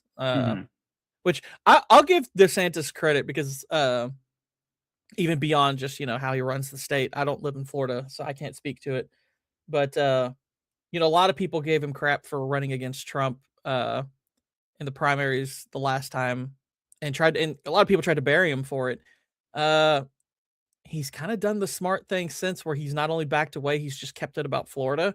Yeah. And I think that was really smart. I think Yeah, him and his like wife, mainly he's his like wife. I think he's somebody on the Republican bench he's made his position considerably better over the last couple of years. I remember his wife was basically the biggest instigator, and really seemed like she was running his campaign. And He had a lot of like kind of neocons backing him, which understandably made Yeah. people wary. But I'm like, hate to tell you all, but that's kind of what we got now. You're right. Like, And I'm not there's trying to be like, I'm not, I'm kind of in the middle when it comes to Trump. Like, there's things he does that I like, there's things he does that I don't like. But look, he's got a lot of neocons that are influencing a lot of the stuff he does. Let's just be real. It's Right. kind of true. I'm not even talking about like the war stuff. It's just like I'm like there is a lot of that going on, and we still see the same crap all the time where it's like, oh, we're gonna get the Democrats on this stuff. We've got all this evidence they did this, and I'm like, yeah, well, nothing's gonna happen because it never does. Never Yeah, actually does. I think the biggest thing that's happened in the administration is countrywide health changes. That are getting enforced, and Yeah, well, that and like I do like immigration and being enforced Right. and the border being. It's like those are good things. I'm pretty happy with those so far. I think we got to keep turning that up. But seeing them balk on stuff like voter fraud and not pushing that the way they should, it's pretty disappointing in that front. Yeah, nobody's like the DOJ should be expanded and sent after so many judges that are. Yeah, it's these small little local judges that you see videos of where it's like, oh, that judge is supposed to be a man. Okay. And they've let somebody out of jail like 43 times. And they've committed some crime, and you see the judge and you're like, okay, well, those are the people that probably need to go. Hold on. Well, yeah, we have a massive power imbalance when it comes to the judiciary branch. It's way out of control. It's a lot of Soros-backed nonsense that has had a horrific effect on the country, and they're still having it. And I'm like, you're gonna have to start making these people accountable. The chokehold that it has over policy is kind of insane. That just it's like seemingly any random old district judge can stop federal policy from being enacted, and I'm just like, no, that needs to go. That really, like, we got to get rid of that. I know that our system has a lot of checks and balances, and that's good, but that's going overboard. I think it's like, no, it's like a low-level judge should not be able to do that kind of thing. That's what the Supreme Court is for. It's like, okay, if you have the Supreme Court doing something, I can live with that. I can stomach that a little bit better. But when some district judge is stopping, like, enacting, like, it's like they're putting halts on, like, enforcing, like, federal, like, immigration policy, I'm just like, that should not be allowed. Screw that. I don't care what some district judge has to say on that matter. Okay, go judge cases in your district. That's what you're for. Yeah. Well, that's what you all should be doing. I don't want these people involved on, like, a national level. It's like, if you want to be involved on the national level, get yourself elected to the Supreme Court. Otherwise, piss off. I don't think they should be able to have that kind of say. That's ridiculous. Legislating from the bench kind of thing. Granted, I'm not a democracy person anyway. I think democracy sucks. So, like, I'm obviously a little bit different on that, but yeah. Yeah. So, hold on. Don't mind me. I've been dying for a minute. Freaking coughing. Ugh. All right. Yeah. Been over here like, yeah, keep talking, Gord. Yeah, you keep fucking talking. Yeah, democracy's awful. I'm not a fan of it. Anytime I see people on the right talking about preserving democracy, or when I see them engaging with people on the left who are like, oh, we got to save our democracy, and they're like, oh, there's nothing wrong with our democracy. I'm like, I wish people on the right would just say, no, it's like, I wish they'd say, no, you're right. We are trying to destroy democracy. Democracy sucks balls. It's awful. I want it gone. I want it dead. It needs to be gone. Democracy was never what was intended anyway. Granted, a constitutional republic, while it's preferable, isn't even the main thing I would want anyway. But it would certainly be a lot better than democracy. But anytime I see Republicans respond, or conservatives respond to the idea that, oh, they're trying to destroy democracy with, oh, no, we're not, I'd be like, no, we need to. You're wrong. We should be saying, hell yeah, we're trying to destroy democracy. It's awful. It's one of the worst things in the world. It's self-defeating. You can't, if you're a conservative, democracy is the last thing you should want, because it by its nature will defeat you. Yeah. Oh, Bush is wanting in. Yeah. Yeah. That was going to be the next. Yeah. He's like, I want to talk this stuff. I want to talk about this stuff. All right. Yeah. I turned off our bookmarks there for a second. Like, it's not my show. It's our show, but it's his channel. So that's up to the whiteness. Yeah. I didn't know how much Bush wanted to get into some of the subjects that we have later, but if he wants, he can derp out too. Let's see. He wants to talk the DeSanta Claus. Or something else. Yeah, let me add him to the stage here. Derp.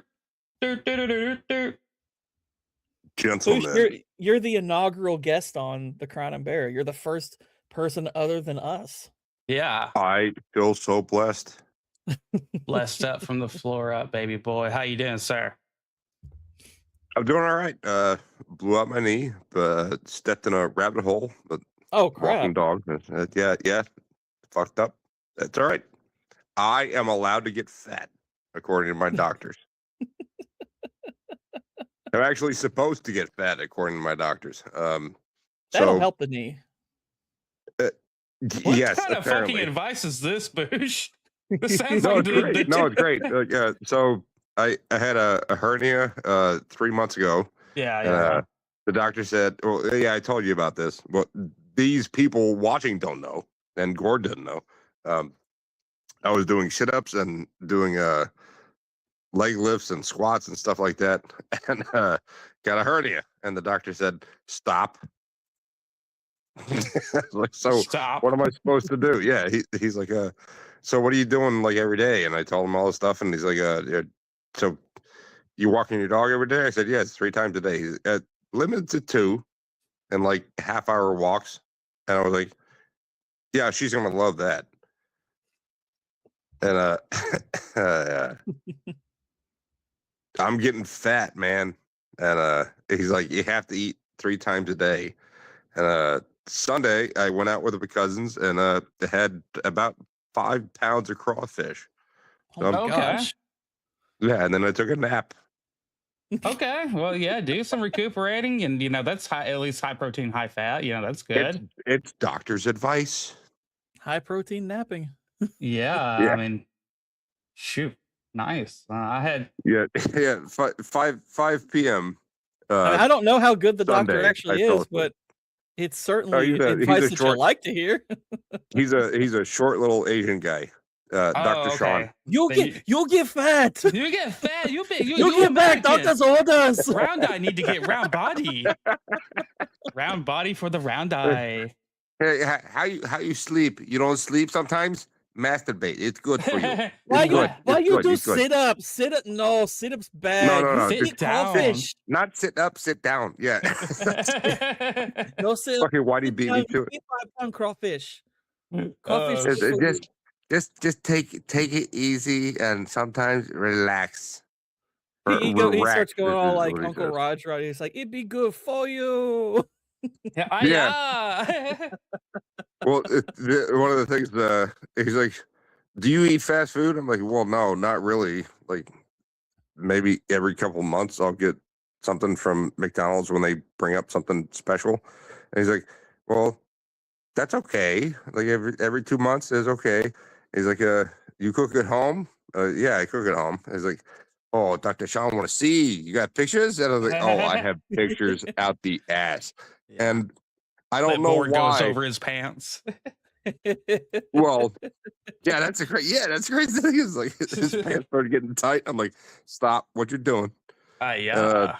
I started showing him pictures of the food that I cook, and like the first 15 pictures are like Asian food that I've cooked. You know what's actually kind of low key great about this conversation is we're having The it stuff while in the this background. commercial's playing. We have this whole commercial about this Asian drink while we're talking about this small Asian doctor who's like, yeah, you'll cook food, send me picture, you bring me food next time. Well, he doesn't actually have an accent, but we're going to pretend he does. He does in Yeah, he he does does. in canon now. So he needs to step up the Asian accent. And he's tiny Tell him too, that. dude. He's like Wolverine, like 5'3". Oh, spider monkey. Yeah. Hey, in Asia, that's not so bad. Yeah. Well, also, Gord King has some family members that are. Exactly. 5'3". Anybody who's on here right now be like, "Oh my gosh, why are they being so racist against Asians?" I'm like, excuse me, pass. My siblings are Asian, and they think it's totally cool. They think it's Yeah, yeah. funny. They do their own Asian joking all the time. My brothers who are Asian are not super short, funny enough.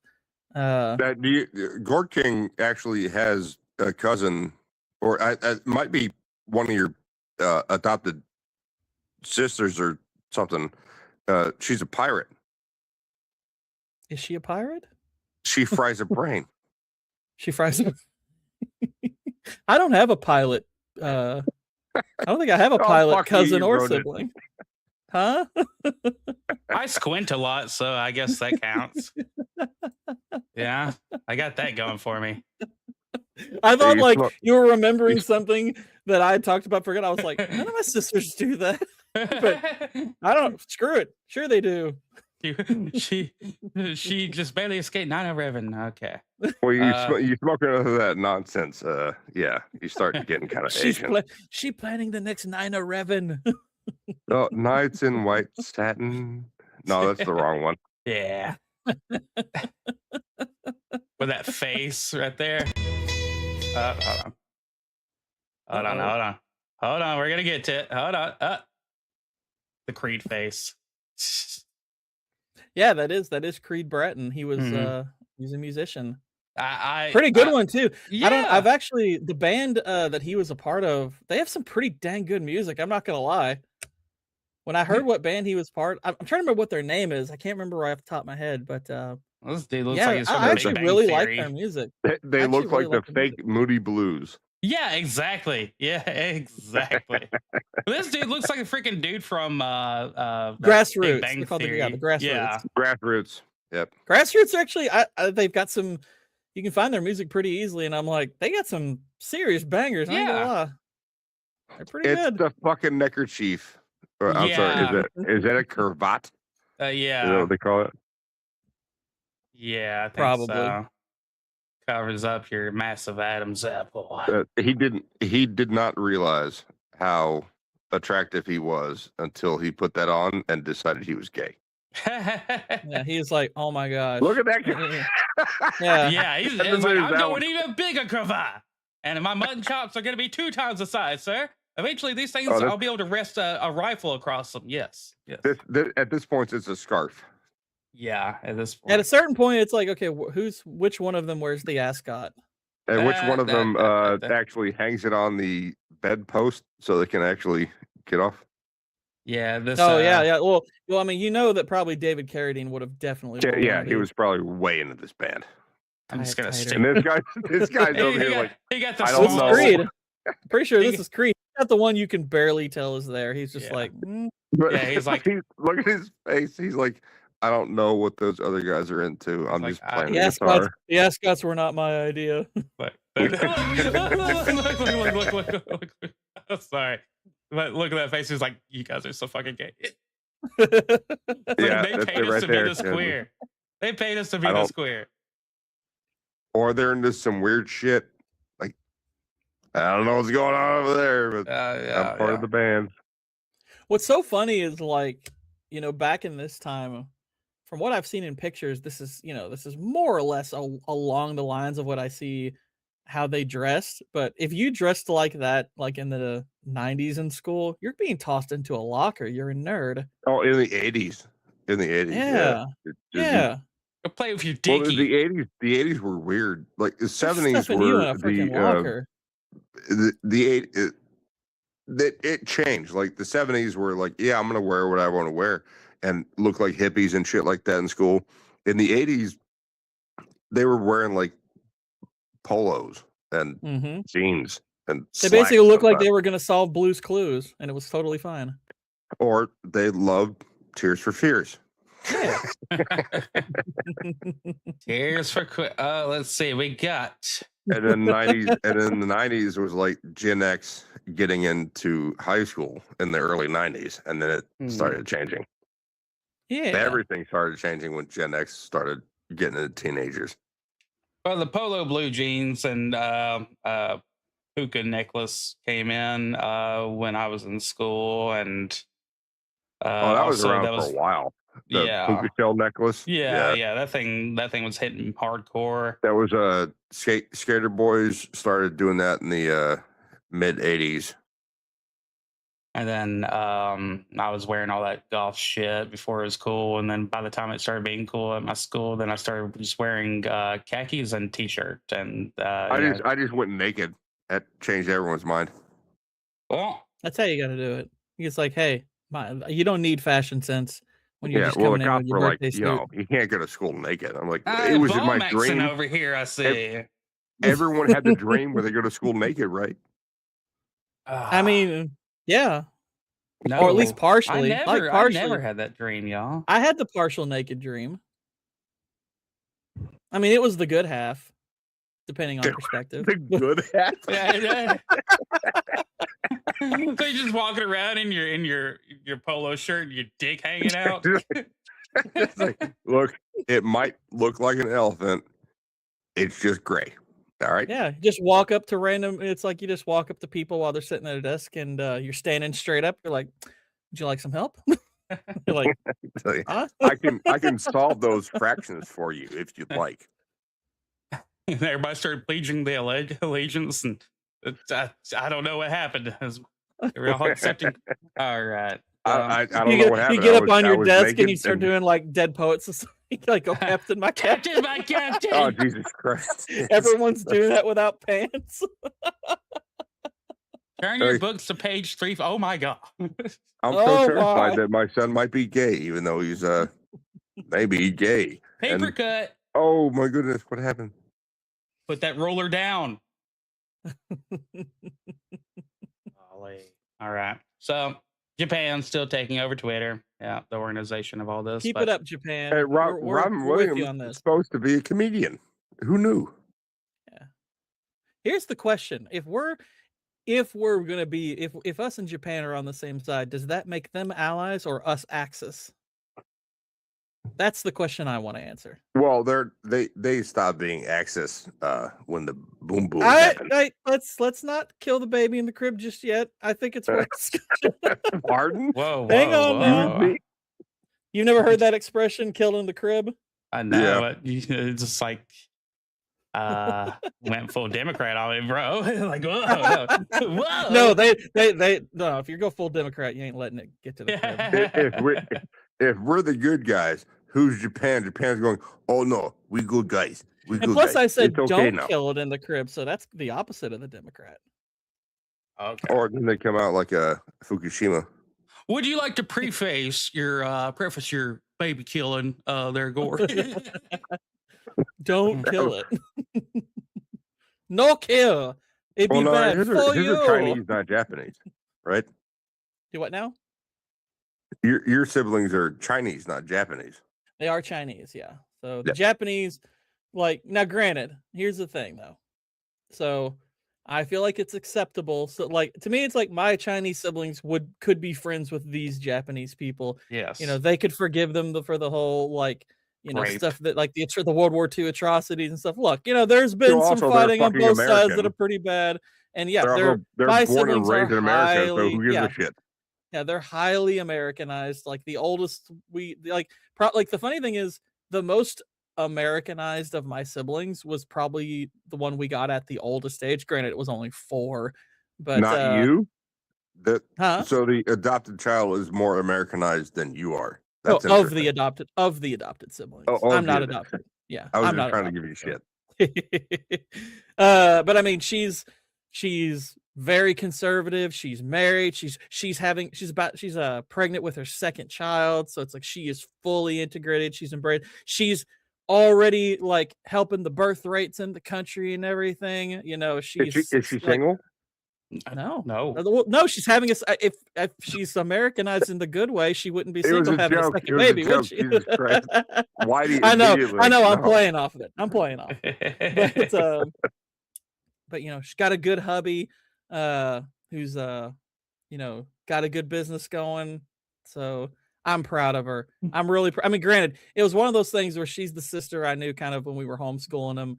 I was like, this one, she's gonna do well for herself. She's driven, she's smart, works her tail off. And but the fact that she has so like seamlessly like integrated into kind of the housewife role since getting married, I'm like, gosh, that even But she's like also kind of intelligent and like, educated. And, well, yeah, Right. because that's that's the thing that I think kind of threw me off guard a little bit was I wondered if that would be the difficult thing for her, was to go from being, you know, kind of driven, going to college, all that stuff, to becoming the housewife. And I'm like, man, she's just slipped right into it. Right after, yeah, Yeah, like I mean, independent, like she's killing it. go get them, girl, kind of thing. Like independent, like I'm going to college, I'm going to get this stuff, and then actually be like, I have fun being a housewife. Yeah, proud, That's a so that's a- freaking that's a proud, trad so wife. freaking proud She's of her. intelligent, she's educated, she can make her own money if she wants to. But that's I mean, what I'm she proud of wants to all be. my, I'm proud of all my siblings. It's just I'm being hyper specific with this one. Well, we all have our favorites. Let's be honest. But I am saving that voice. Let's be honest. I'm saving be that voice clip of Bush saying, "I'm proud to be a housewife." So Yeah, I'm proud let's to be a housewife. I'm proud to be a housewife. I mean, Alright. your I doctor pretty kind of much just am at recommended this you act. point, I mean, like- your doctor did just recommend you kind of live No, like no, one. you take it easy, Big Bush. Yeah, I had You to, I had take to it move out easy. of, You get I had to fat. move out of my apartment because I almost died in Yeah. 2024, and moved back in with my mom, and I cook and clean and do the laundry. Yeah, I'm a housewife, Aw. and my Well, that's mom's good. retired, and I take care of her, and I drive her everywhere. And it's You're great. getting nothing plumper wrong by with the that. minute. Yeah. And I There's make her nothing wrong gourmet with food. that. Like if I weren't here, she'd be making like sheet pan dinners for herself, like frozen food stuff. Next thing you Mm. know, So you're on a show talking with guys. You're like, yeah, so this is my life. Oh, God really damn quick. it, Whitey. Oh, I know. Love. Do they speak the China, Gord? No, No, not at all. no. They were pretty early, weren't they? no, all of his siblings Yeah. are Americans. Like they're they're highly Americanized. Like Hannah might have spoke a Americanized. little No, bit when she they got were home, but we wouldn't raised have in known. America. I wouldn't say Yeah, we Americanized. wouldn't have. Like I said, like the one that we got at 4, she might have been a little bit, I would think. The one we got at But 4. yeah, well, I mean that she was 4 years old when we got her. These aren't Pokemon cards, damn it. No, it's like a shopping mall. You're like, I'll take that one. Yeah. That one's 4. I'll take that one. Little nesting dolls. Well, here's the thing. Like, okay, depending on how you adopt, or at least, and granted, I'm talking about how it was. I don't know if it's still like this, but if you just adopted without any like special needs qualifications, everything, generally they would like you wouldn't get the picture of the kids you were getting till about 6 weeks before you left. So like the first adoption, we didn't know at all But this is what we were this getting. is decades ago, right? Yeah, this was a while. This was well over Yeah. 20 years ago now at this Well, point. these days it's like a shopping mall. It's like one of those claw machines. It's like get whatever one you can. You put a quarter in. Claws God are master. damn it! That's not the You one go, I yeah, wanted. you go to Fuck. you go to Guangzhou and you go up to one of the little side vending machines. It's like you want that baby? No, it's like you pick up this one of the claw machines. God damn it! That one's from Wuhan. More claw machines, more abortion shots. All right, go ahead, Gord. Oh gosh. But like the first one, we got her picture like 6 weeks before. Now, granted, you can, I guess, turn that child down. Wait, I'm sorry. but- You get pictures of the child, Yeah. and Why then wouldn't? because I don't know. Yeah, you get a picture of a child. Yeah, they're gonna show Woody, you the picture of the is that child what before Woody you. Allen did? What are you talking about? What the? I don't even know what You you're. know what about you- Woody Allen? I know about Woody Allen. I don't see how it applies. It's like he's going through pictures, going, not that one, not that, that one, that one. No. What I'm right there. saying, Let's no. adopt So, that one. like, if you're going through a regular process, not a special needs child, because like we've done both. We did the regular process, which is a long process. You don't know until 6 weeks before you go to China, like what child their government has selected that you can adopt. Now, Oh, that's fucked up. like you get paperwork, you get a picture, and there's like a picture of the child and everything. Now, granted, you can say, well, That one's not ugly. this Can I one, get another? not this. I mean, basically, yeah, you kind of can, but we obviously didn't do that. I mean, it's like, no, we're not gonna do that. Plus, it's like the first one we adopted. I mean, gosh, if you saw our picture as a this baby, one might it was turn like, out looking like Governor Hirano. I don't think I want I mean, that one. if you saw the picture of my sister when like we first got it, like right before they left, I mean, it Don't was like say the those most things, adorable. Gordon. It was like the No, most no, adorable no, baby you've You're ever seen. Bad path. Bad path. It's not a bad path. Talking about an adorable baby picture. What are you talking about? Just stop interrupting for crying out loud. But if you go the special needs route, that's actually a selection that the agency already has. Like the agency in America, they've already got like lots of pictures of special needs children, which the reason that process obviously is different in that respect is because different children have different special needs. So obviously different parents are going to be able to take care of certain ones. For some, be like, able to if you, like, accommodate, yeah, like yeah. one family might be able to be like, well, we can't handle something like, a child that's partially paralyzed or something like that. But, maybe a child that's got like cleft lip and palate or something like that, we can handle that. So, and there's pictures and whatnot. But yeah, it's very, in China, it's they'll very just different. get rid of them. Well, in Oh. China, I mean, I don't know what happens after a while. I mean, like there's some that are in their orphanages for a long time. It's just they're not recognized as, citizens or anything. But Yeah, but yeah, like I said, if you go through just the regular non-special needs process, like I said, like 6 weeks before you'll get a picture, and we asked for a baby. Like literally, the first adoption process started before my sister was even born.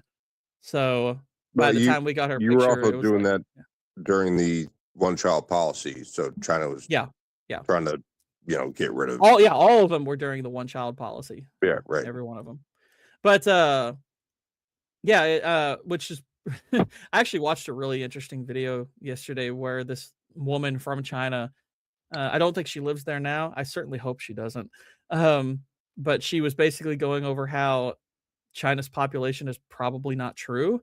Yeah. This number we've been fed is almost certainly not true, because they're like, look, if you have a population of 500, 1.7 billion, I think. In yeah, China like was the she was last I heard. basically saying that does not make any sense mathematically, because if you go back about 50 years, the population was 500 million, and they had a one-child policy back then. He goes, the reproduction rate and she was like, okay, replacement level is you have to have at least 2 to replace the parents. Yeah, exactly. If you go back 50 years as well, there's still, Mao. Yeah, so basically to get to the Great number Leap they Forward were, was it 78 million died in China. yeah, so like they how do you basically have that would have to replacement be, theory that you're talking about?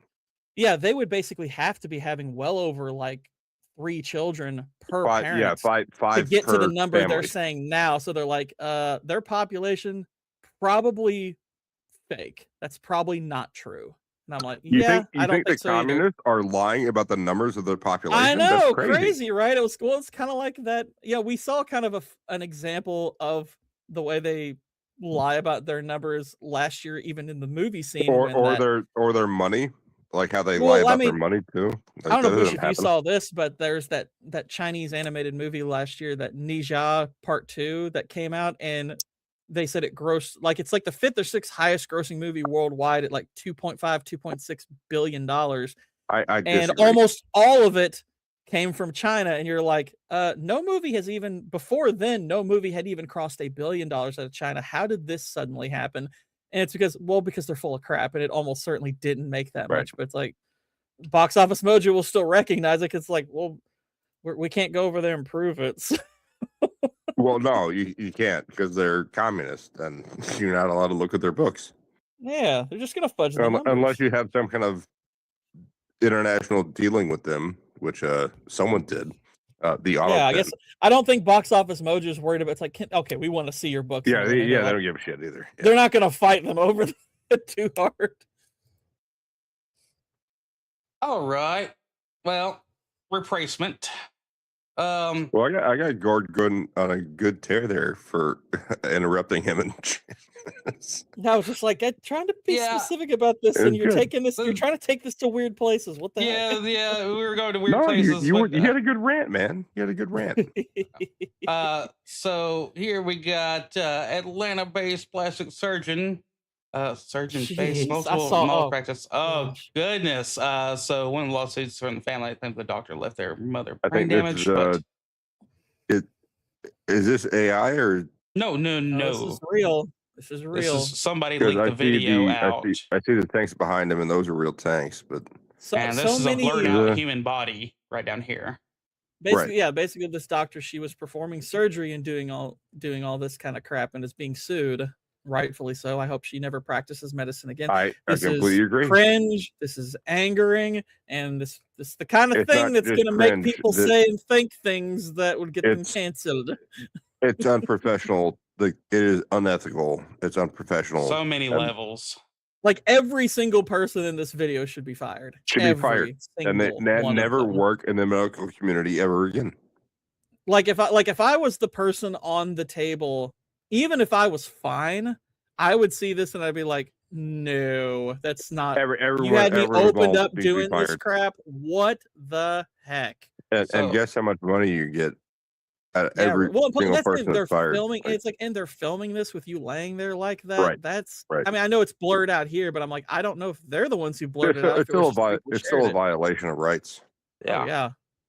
This is This so is many wrong on HIPAA so many laws levels. broken here, but Well, now it's not just HIPAA. It's like Bill of Rights violations. Oh yeah. I mean, it's basic rights. But Yep. there's You I do can't do this. know from having a surgeon in the family that they will argue over music while they're there, but it's like arguments. They're not, they're not. Their whole body isn't moving and fucking gyrating, and they're not doing fucking TikTok dances and all that I have while they're working on I you. have video of what They don't they take did videos to of me. No, they took video to Yeah, I mean, protect themselves right. in case of bad stuff that happened to me. Yeah. While they were Surgeries are operating on it. recorded. Surgeries are Yes. recorded for a reason. They're just not recorded in this way, on Yeah, somebody's this little is cell phone. yeah. This is not okay. Whatever's Yeah. happening here, it's not Yeah. okay. Let's get out of that. So, let's see. Oh yeah, PS5s. How about that, Gord? Yeah, they really, I mean, they had a massive price increase again. And now granted, this post that I made, this actually was this was kind of partially Cannoli's observation too. Like he's the one who actually first made the comment. Right. And he's like, "Well, you should hold on to that. The trading value is going to go up." And then I guess I kind of added a little bit of flourish to it and everything, but this is more his idea. But I was like, because when he said it, I was like, he's actually right. Like, if you hold on to your PS5 long enough, then its trade-in value is going to supersede the original cost. That's kind of the direction we seem to be headed. Now, granted, okay, I know a lot of people are furious at the console makers for doing this and everything, but at the same time, I'm like, this sort of should be expected at this point because all these components are just skyrocketing in price. Because I'm like, it's like I don't know how much nefarious intent should be attributed to the developers without it's like, okay, I would need somebody to actually break down. It's like, okay, is this because of like the shortages on components and stuff? So is it a legitimate reason? The reason is that they're increasing the cost of the PS6, which is probably not coming out for a couple of years, to the price of $1,000 per unit, is because Sony has been losing money for this long. And they're still holding on to PS4 users, and PS5 users don't have the games available. But in order to play the games, they have to go to PS Plus or subscribe to the PlayStation internet system in order to actually play their games. Yeah. So it's subscriptions at this point. And well, that's they're that's not the other, getting that's it, like so that that's to me why is the increase of the the prices. like to me, like that's the point that I am much more against what Sony's doing is they're boosting their subscription prices, and it's gotten to the point where it's not going to be worth it because they don't really have a ton to even offer other than their stupid live service games. And if you want to play Right, like they don't have the games to back up what the new console PS5 has. There's nothing new there, and they're basically, with the price increase that you're talking about, they're driving people to get just a PC and play games on Steam. And it's Valve is skyrocketing in price versus Sony stock is kind of plateauing at this point. It used to be going up, but now it's kind of plateauing. But they're not going to sell new units. Like the PS5 was a failure.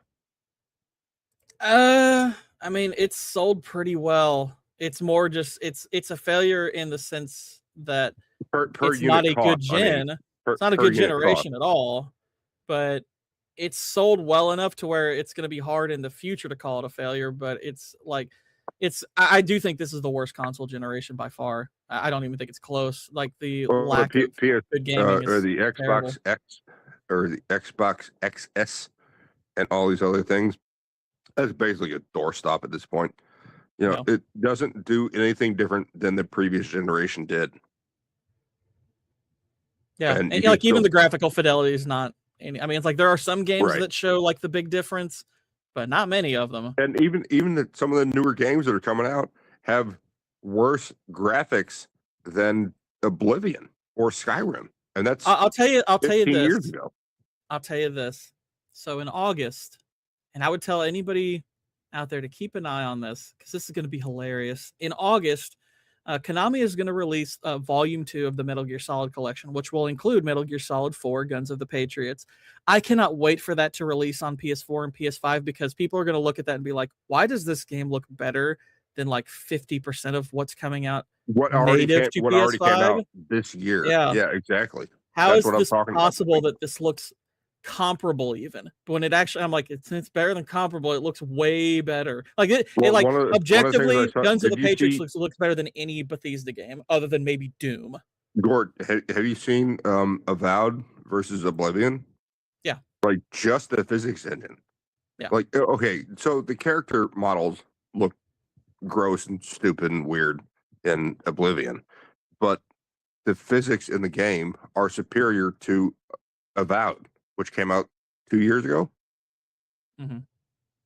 Like, it's ridiculous. Like, why would I buy a new console to play a game that can't even handle the physics of a game that came out 2006? Yeah. And the other thing is we're not getting, I mean, granted, I could deal with the not so great like graphical upgrades. It's not the biggest deal. It's the fact that we're not really seeing a lot of innovation. I mean, there's some games that innovate to a certain degree. Like there are some developers that are, I think, pushing games occasionally that like I think Well, yeah, Returnal is yeah. spectacular. I'm looking forward to Saros. I think that's going to be a great game. I'm glad to see it's getting some hype. Oh, the because I Crimson think one that everyone's playing right now. Like, it's that's one. pretty It's coming out like at the end of the month. So there's some people who just got to play like a 3-hour demo. They're like, oh my gosh, this looks like it's going to be a Game of the Year candidate. And I'm like, well, it's using the same mechanics as Returnal because it's the same developer. And I'm like, that's good. However, I'm glad to see people are finally catching wind of it. But I'm like, I'd like to see you all go back and play Returnal also because that's one of the few great games of this generation that actually looks amazing and plays amazing and has a really cool story and everything. But I think a lot of people dismissed it because the main chick looks like a lesbian, and I'm like, the game's not woke. who She's gives just who gives a shit? Like, look, yeah, that's I not the think that's point. why a Yeah. lot of people ignored it. Yeah. Really? I think that's a bad thing that people in our sphere are doing is like, oh, female protagonist, red flag equal bad, Well, right? female who's not hot, then that becomes the whole argument, and I'm Right, like, and it part of I'm the puzzle, against that but as well. Like, is the game fun? Is the story great? You know, those are the kind of things that will drag me into a game, and I can immerse myself into it. like I can We're- see like people getting upset at like because there's always this talk about like the uglification of characters and females and everything. And I'm like, okay, I But understand you that. know Like, it's like happening. Star Wars You know it Outlaws is is a happening, legitimate. right? Well, like Star Wars Outlaws is a legitimate example where like the woman who they modeled the character after is considerably prettier than the Oh character. my they put on God, she's screen. gorgeous. Yeah, she's a beautiful woman, but obviously they uglified her, and I'm like, okay, I can understand being a little miffed at that. What's The the actress one? for the What's the one Returnal is woman looks the same. with the bracelet? Oh God, I can't remember the name. I have to look it up. But there's a girl in New York, and she's like a loser street rat, and she gets in front of a judge, and then Forsaken, or Oh, okay, yeah. Forspoken. God, what a horrible goddamn game. And it's not just because it's a female watched Metal protagonist play and that, it she's was ugly. funny. Like, the game is horrible. Oh gosh, like I watched Metal Commander play Forspoken a few weeks ago, and the constant in-game chatter, like everything she does, she Oh, has God, to quit yeah. or say something. It's really grating. Oh, and the girl that you meet in the city who kind of guides you through it, like they make her so derpy, like she's ugly derpy, but the voice actress is gorgeous. Yeah. Like, and she's probably thinking to herself, I'm gonna be in a video game. It's gonna be amazing. And then that's what the character model looked like, you know. I'm gonna be in a video game. I'm gonna be a dad. I'm gonna be a dad. Oh, shut the fuck up, Gordon. All right. I'll be right back. I'll be right back.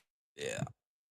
Oh, that was I could not watch The Last of Us. Like, I thought season 1 was okay.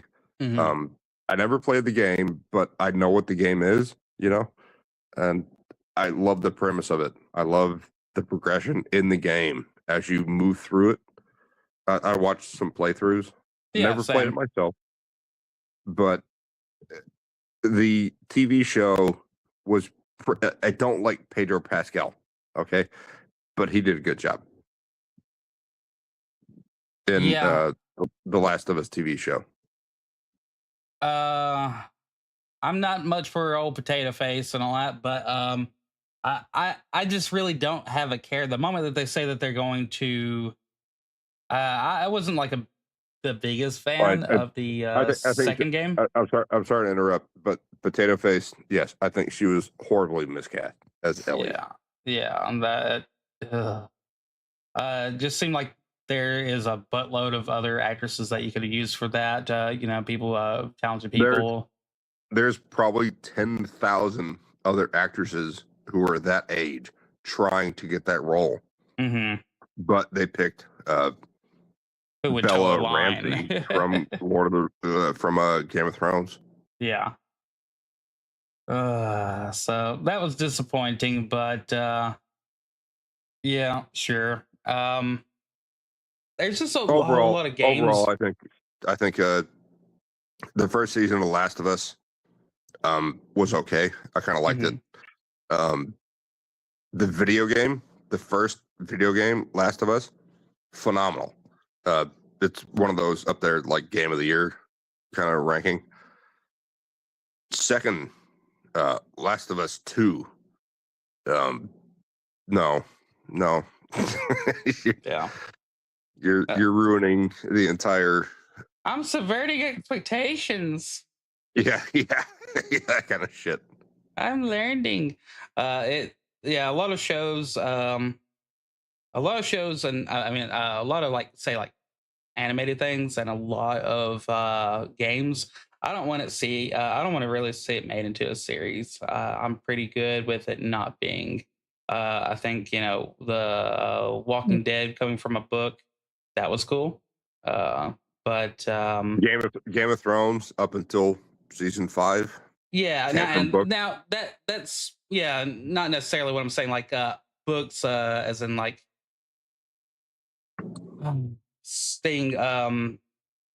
seeing like animated or just like comic books and all that. I have a hard time with them just because it's like, man, you're really treading an area here where you're gonna have to mess with a lot of people's visions, whether it's Batman or anything like that. Like, right, you really have to be careful with these. You're changing medium from books or comic books to live action.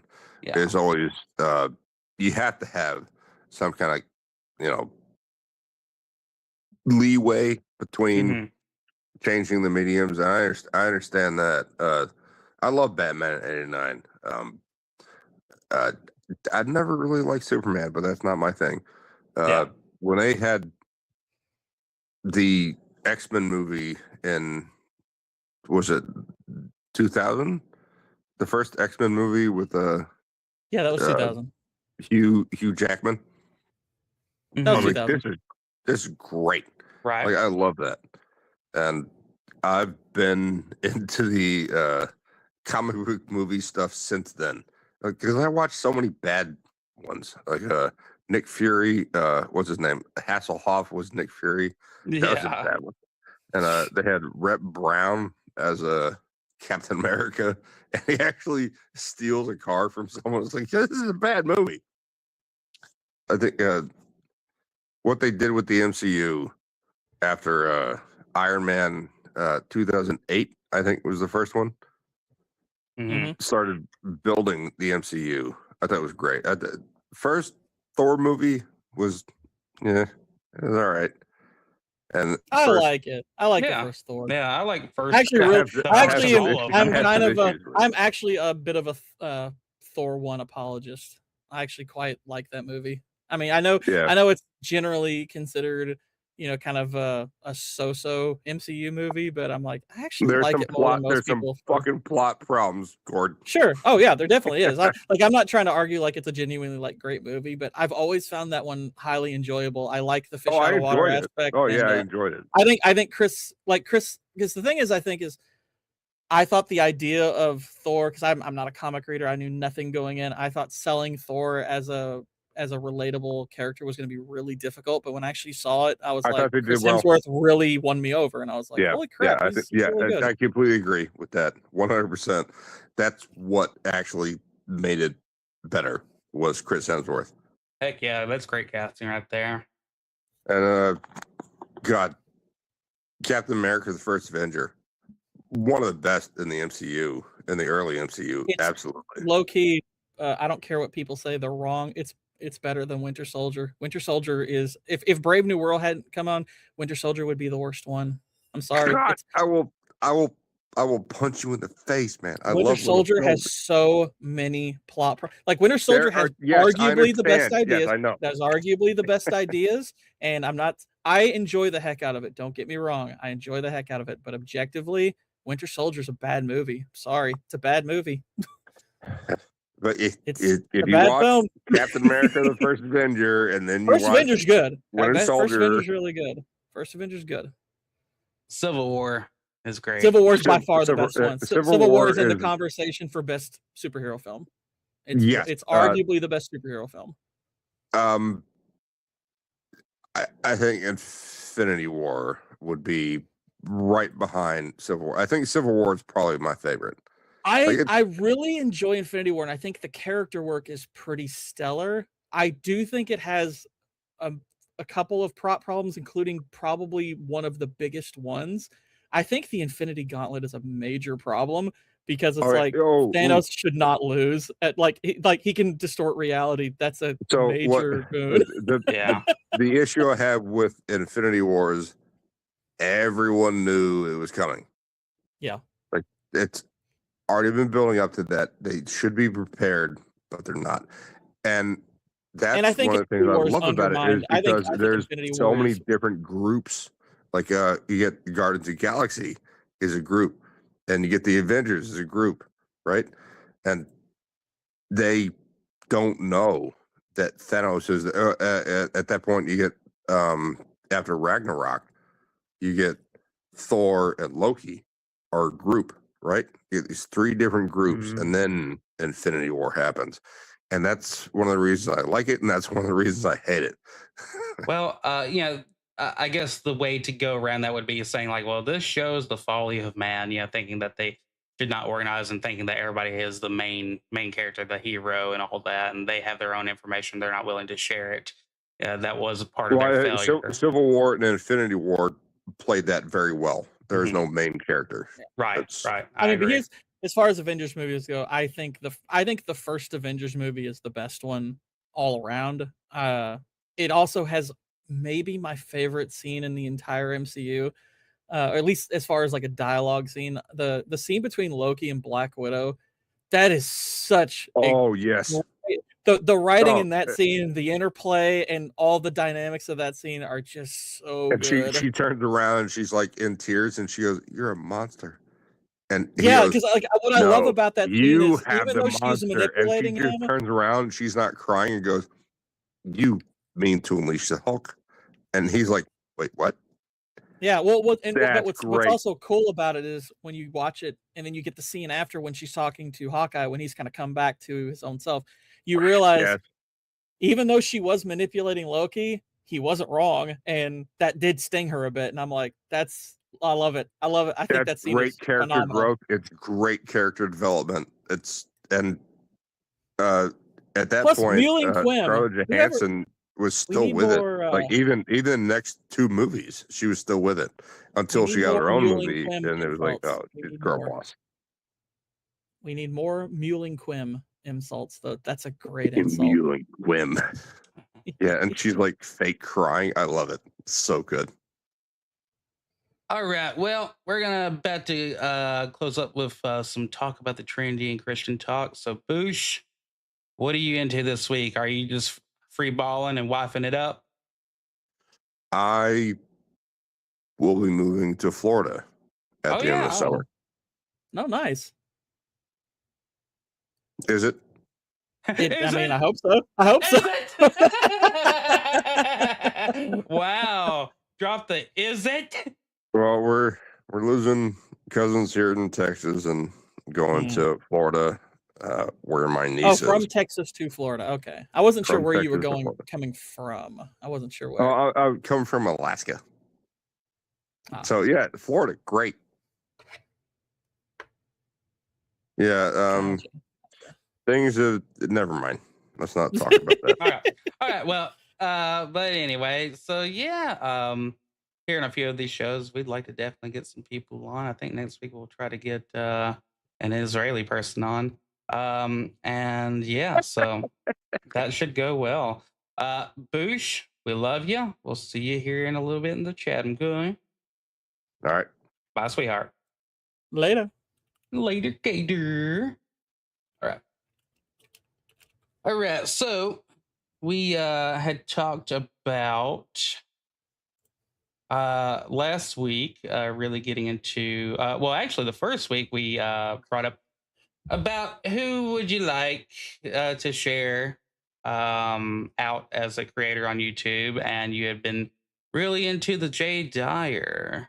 And Yeah. so when it came to some subjects that, you know, I was wanting to talk about, you know, as a Christian, you had referred me to a few of the arguments and stuff like that. And because I was having a bit of an issue about, you know, about the Trinity, not so, I'm not like a person who believes it's, you know, it's three different people or anything, but it was, you know, just basically hard for me to understand more of the physics of it, like me trying to understand the physics of God, which isn't that, you know, that you know, it's kind of a ridiculous thing to do.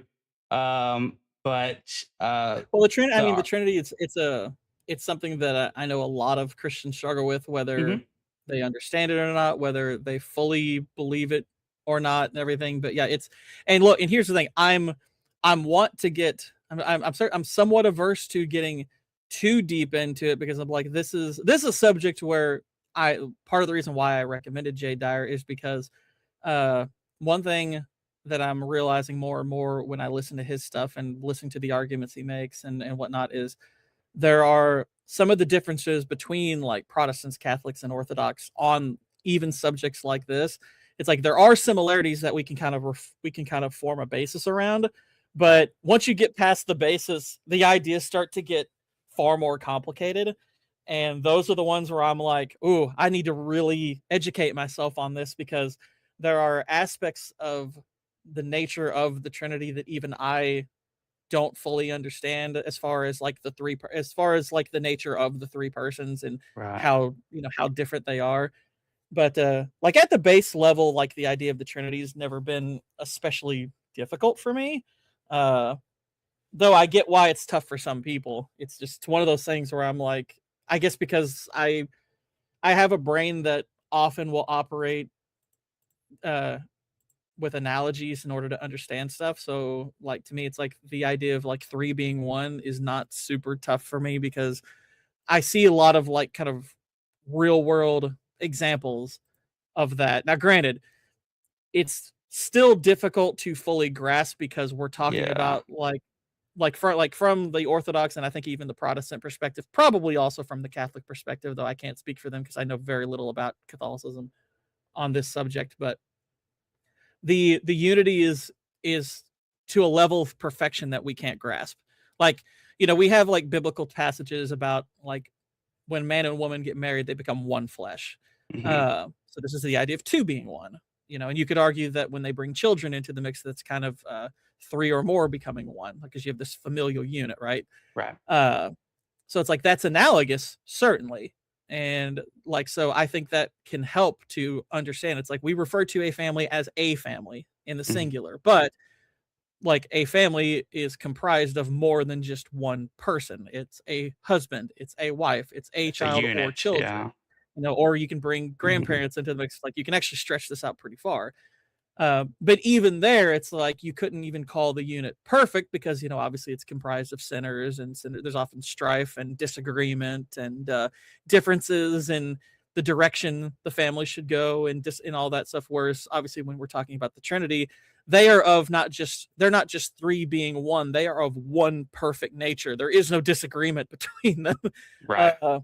And yet there's dynamics to it that to us seem strange, because like, you know, I know one thing you brought up was the idea of well, if it's one God, it's like, why is Jesus praying? Is he basically praying to himself? You know, and I've heard this Well, question posed more than once. I know Uh, that the examples that he was giving example of what you should do, what you should follow, in front of in front of everyone, so that way they know, to give honor to God and to continue to pray, giving example. But I guess where I got lost is when you mentioned like it's like a basketball, a bunch of basketball players make up a team. I was like, well, those are a bunch of individuals, damn it, But Well, and I here, well, and know, that's kind of the interesting thing is like that's why it's like when we often refer to the Trinity as God as three persons, like those three persons are individual persons.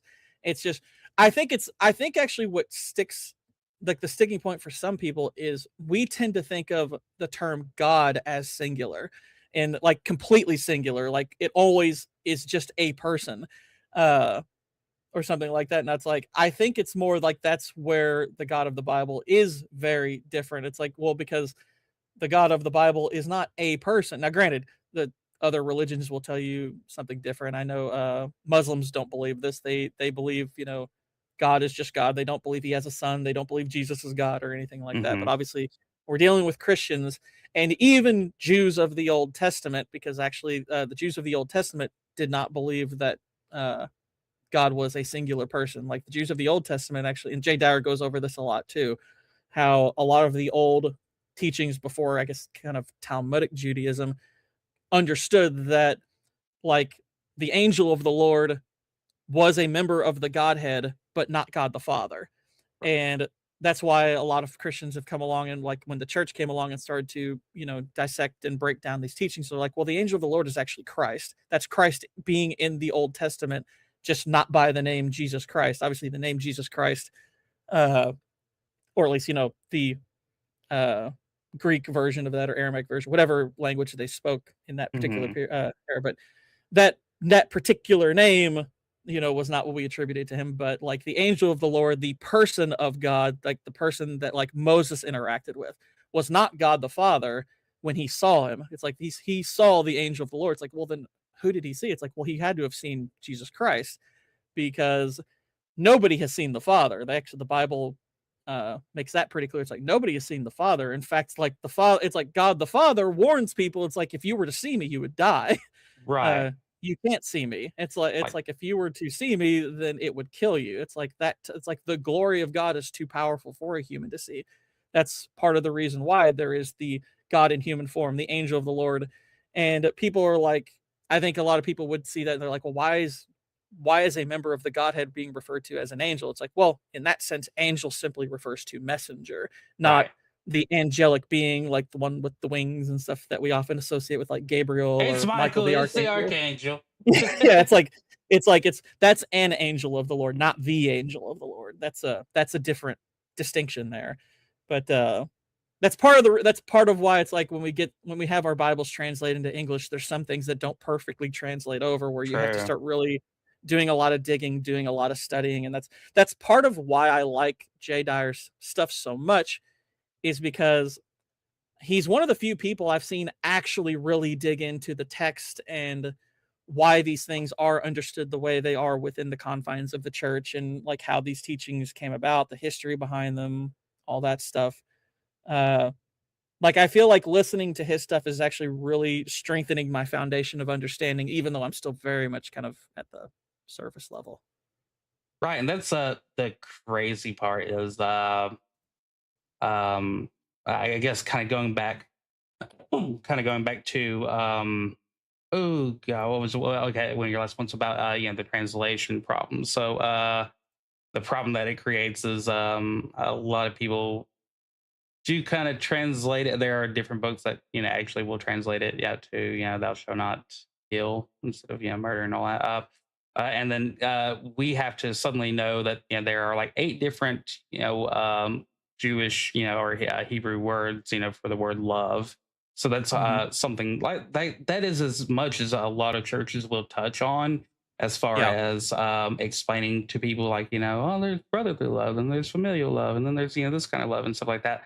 But they don't really kind of like, hey, let's maybe talk about that when we're talking about other things like so Yeah, like whenever basically, I feel like because I don't know if you're aware of this, C.S. Lewis, I think, wrote a book. I think it's called The Five Loves or something like that. I'd have to look it up to be sure, but he wrote this book focusing on 5 different types of love from the biblical perspective. Mhm. And I feel like a lot of Protestant pastors in particular, almost exclusively, I would say, they adopted that as the style in which they would teach about the loves. They were like they saw that like, oh, good, a shortcut, and they just never went past it. And I'm like, that's not a good idea. You need to study further than that. It's like that. I don't think his intention was to create a shortcut. I think he was just trying to focus on a subject that maybe he had some insight into. He wasn't trying to be like, here's a prescriptive model for how to talk about these things.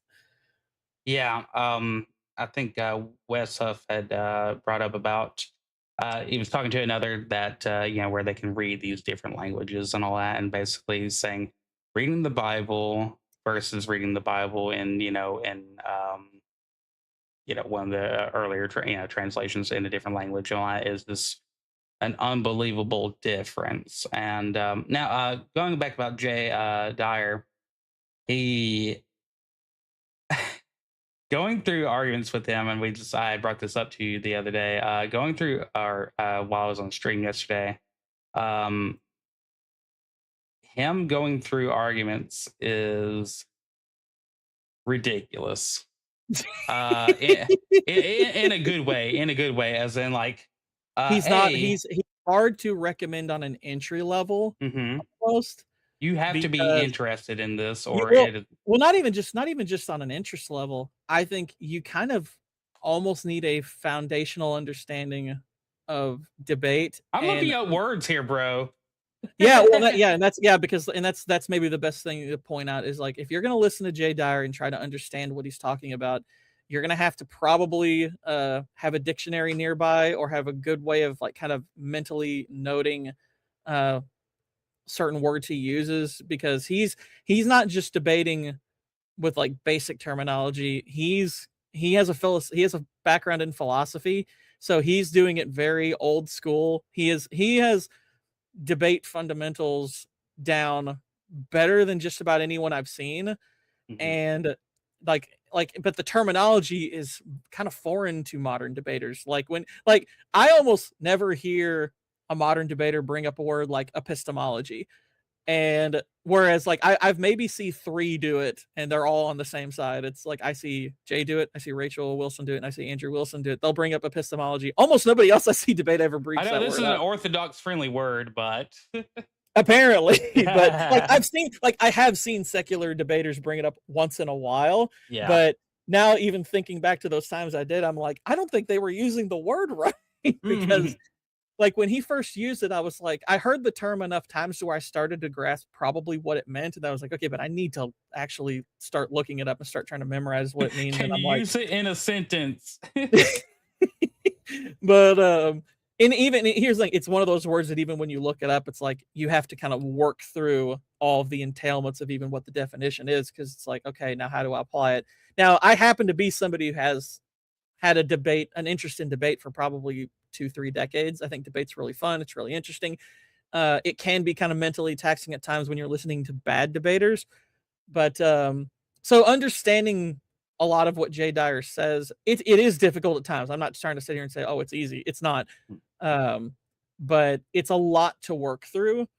But I feel like I have a relatively decent enough foundation to where it's like I can listen to him and have a good enough grasp on what he's talking about to where it's like, okay, I have a basis for what I think he's talking about. Now I just need to work through these terms that I'm not so familiar with. And I feel like it'll all come together. And the more I do it, the more it starts to.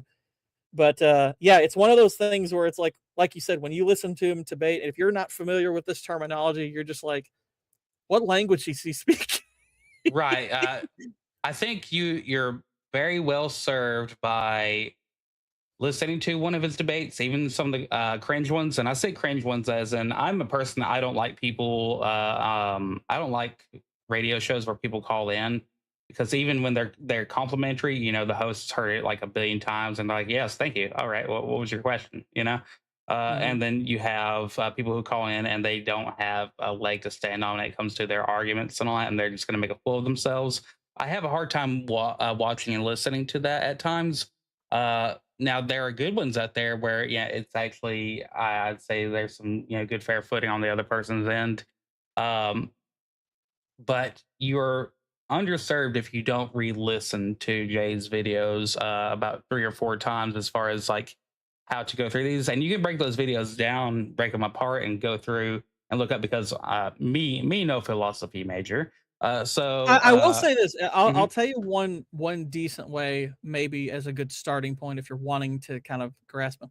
Listen to him debate people whose point of view you might think you agree with, and that'll at least give you a foundation of where they're coming from. And so when you hear the arguments against, it's like the context kind of helps there. Mhm. Because I've listened to, like, I'll say this, as I started to become curious about Orthodox Christianity, there was concern also because I'm like, gosh, if they're right, this is my kind of religious foundation being shaken I hear you. going back to like age 5. Like I Yeah. have literally been in Protestant churches, since I was a wee lad, like, and exclusively. Like I've visited other churches before, but not for like, to actually like, join in, but more to kind of just see the differences. Mhm. But I heard enough arguments from the Orthodox side that were compelling enough to where it's like, okay, I probably would be wise to test my faith against what they have to say because like I said, a week or two ago, if it comes out stronger, great. If it comes out that I'm wrong, well then I need to change. Right. So there were some It's a so there's been win-win. some. Yeah, exactly. But there's that fear of, man, if I've been wrong all this time, whew, Mhm. that's a lot mentally to change. But um but at the same time I was like, well, you got to do it. So I started listening to him debate like Protestants. And specifically, like, I've listened to a lot of debates with Protestants that hitherto I would have very much agreed with. And hearing his arguments against them. And the interesting thing also is he actually is coming from a background where he actually used to be like a Calvinist. I think for a little Yeah. while he was Catholic, but Yeah, he we're used the to him hold saying to Calvinist. yeah, he actually used to hold to the same beliefs I did. So he very much has an understanding of where people like myself are or were coming from. And so I'm like, okay, as I've listened to those debates and listened to him argue against those points that I've been hung up on or have or up to this point believed, I'm like, okay, I very much understand what he's saying in these particular debates. So that's helped me to understand some of the other ones. Mhm. But at the same time, it's just like, whew, you're rocking my foundations here because you're making some arguments that are pretty dang compelling that I'm not sure. I was like, I definitely couldn't argue against them. I know that. I would call myself a decent layman debater, with like the average person.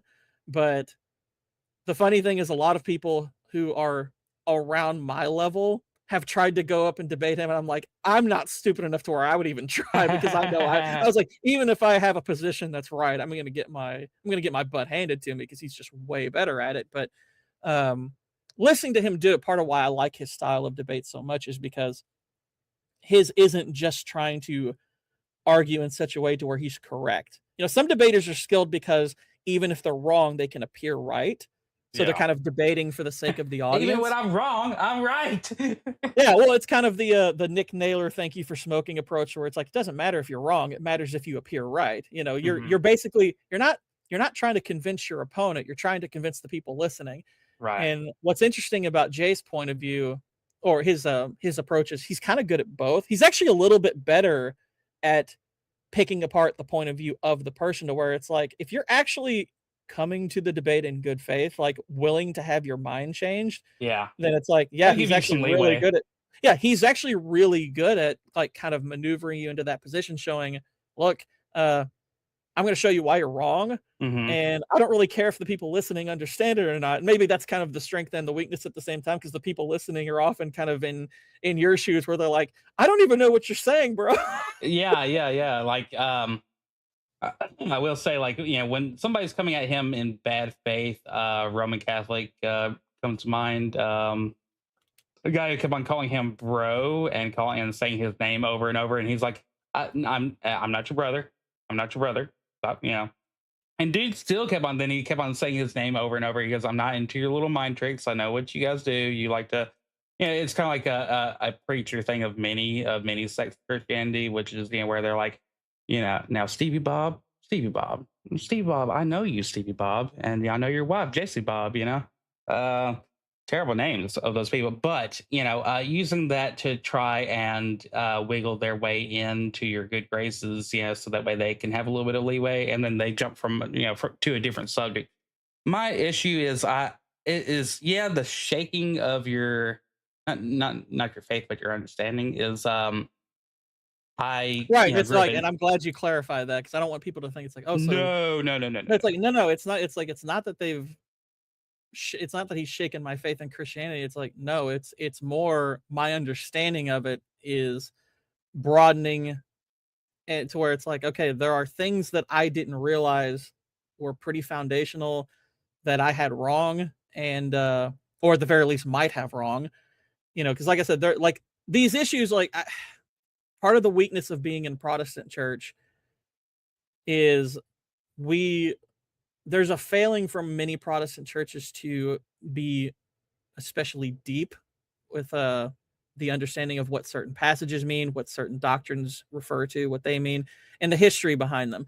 If there's a major failing in Protestant churches, is that there's actually no real focus on history and how certain beliefs and doctrines actually come about. And I think that's foundationally extremely important. In fact, that's actually kind of what drew me to even wanting to listen to the Orthodox side in the first place, is because one of their base claims when they argue with Protestants is the Bible that you all refer to, the canon you refer to, came from us. And it, granted, and also, by the way, you all don't even have the full one. You'll have like the 66 book version one. The Orthodox, I think they have 70 something. But they're like, the canon you put together and the belief system, the Reformed belief system that I was coming from, they're like, your belief system's only a few hundred years old. And I'm like, okay, let's say that is or isn't true. I'm like, how would I go about proving that? It's like, well, look into the way they used to believe and worship in the day of the apostles. If your beliefs don't align with theirs, don't you think that's a problem? It's like, yeah, that actually would very much be a problem, because I think on the Reformed side or many Protestant sides, the thought process that a lot of new Christians and even some older ones go through is they think that, oh, we've actually already sorted all this out. We do believe as the old apostles do. We had to restore what they believe. That's what I thought the whole Protestant Reformation actually was, is that we broke away from the Roman Catholics to go back to the way things used to be. And right, I thought it was the more Orthodox, getting away. right? Sorry. Like the Orthodox side is like I actually I think Father Josiah actually who's a relatively popular Orthodox father on that you can find on YouTube, but he said, and I'm paraphrasing, he was like, the spirit of the Reformation was quite good, because the Orthodox and Catholics don't agree either, because they had the great schism. Yeah. And he goes, we actually appreciate very much the spirit of the Reformation. It's just they didn't come back fully. And that's the problem, because they didn't fully come back to the old way. They came back a certain amount, and then there was a whole lot of strife and division in theirs, and their beliefs now got all over the place. And there's a lot of things they teach that are heretical. Now, granted, the Orthodox understanding of heretical is very different from the Protestant one. Like, generally, when a Protestant refers to someone as a heretic, we're saying basically you're non-Christian, whereas the Orthodox thing, when they say somebody is being heretical, they're saying what you're teaching is heretical. They're not necessarily saying you're not a Christian. They generally veer away from making salvific claims against people who are not in the church. But yeah, it's like that. I was like, but at the same time, but the main point is that they're like, look, we have the past foundations still on our side. We're the one church that actually hasn't changed all this time. The Protestants have changed, the Catholics have changed. And it's like, and I'm like, well, if they're correct on that, then that's an incredibly strong argument, because it's like, if you are practicing and believing the way the apostles did, I don't even know how you start to even argue against that. Like, because if you are going to argue against it, you have to start saying, well, the apostles were wrong on some things. It's like, ooh, now you're in deep, dark territory. Yeah. So that's the thing that and look, again, I'm not sitting here saying that they are absolutely right yet. I'm saying what I've dug into so far certainly seems to suggest that they're correct, that they have the foundations and they haven't changed. and that those claims so far do appear to be right. And I'm like, wow, this is fascinating. This is really interesting, and it at the very least has me wanting to at least try an Orthodox church. There is one nearby. I don't know how I'm going to maneuver my schedule to do it, but it's like I've never attended a liturgy. Right. I would very much like to. I'd like to see how they do that. I'd like to speak to, one of their fathers or bishops or, whatever the head of their church is, at a certain location or whatever. But yeah, it's really interesting stuff. And at the very least, I'm like, okay, if I come out the other side still being Protestant, at least I'll have a better understanding why. But if not, if I've been wrong about certain things all this time, okay, then I need to learn. It's pretty humbling. Let's see. I can only write up what's the Orthodox take on the Eucharist, and I think I could probably find some stuff on that because there's differences in the way they think of the Eucharist. Like we call it the Lord's Supper. Basically, we kind of just look at it as sort of a ritual. For them, it's actually far deeper than that. And I know that the understanding of the Eucharist I've heard translated by Protestants on Twitter a lot is wrong. Because what I often hear is they'll say, "Oh, these people think that actually becomes flesh and it actually becomes like literal blood and stuff." I'm like, that's not really what they're saying. That's not really what they're saying. But it becomes the divine body. Yes, it becomes the divine blood. It's like they're not saying they're drinking blood and eating skin. That's not. It's like no. That's not really what they're saying. There's a very surface level, like, oh, they're cannibals. Yeah, exactly. There's like they'll try to undermine it. They'll try to undermine it that way, and I'm like, and that's part of the reason why it's like, look, even if they're wrong on some things, this is why Protestants would need to educate themselves on histories, because you're arguing against it in a way that's pretty bad faith, I think. Yeah. And that was kind of one of the other things that led me to wanting to look into the matters, because at the very least I was like, Protestants are arguing against them terribly. A lot of it's bad faith, and a lot of it's just flat out having bad argumentation. I mean, the argumentation that I see from Protestant side is kind of appalling. Like they're really bad at it. And I was like, this is rough.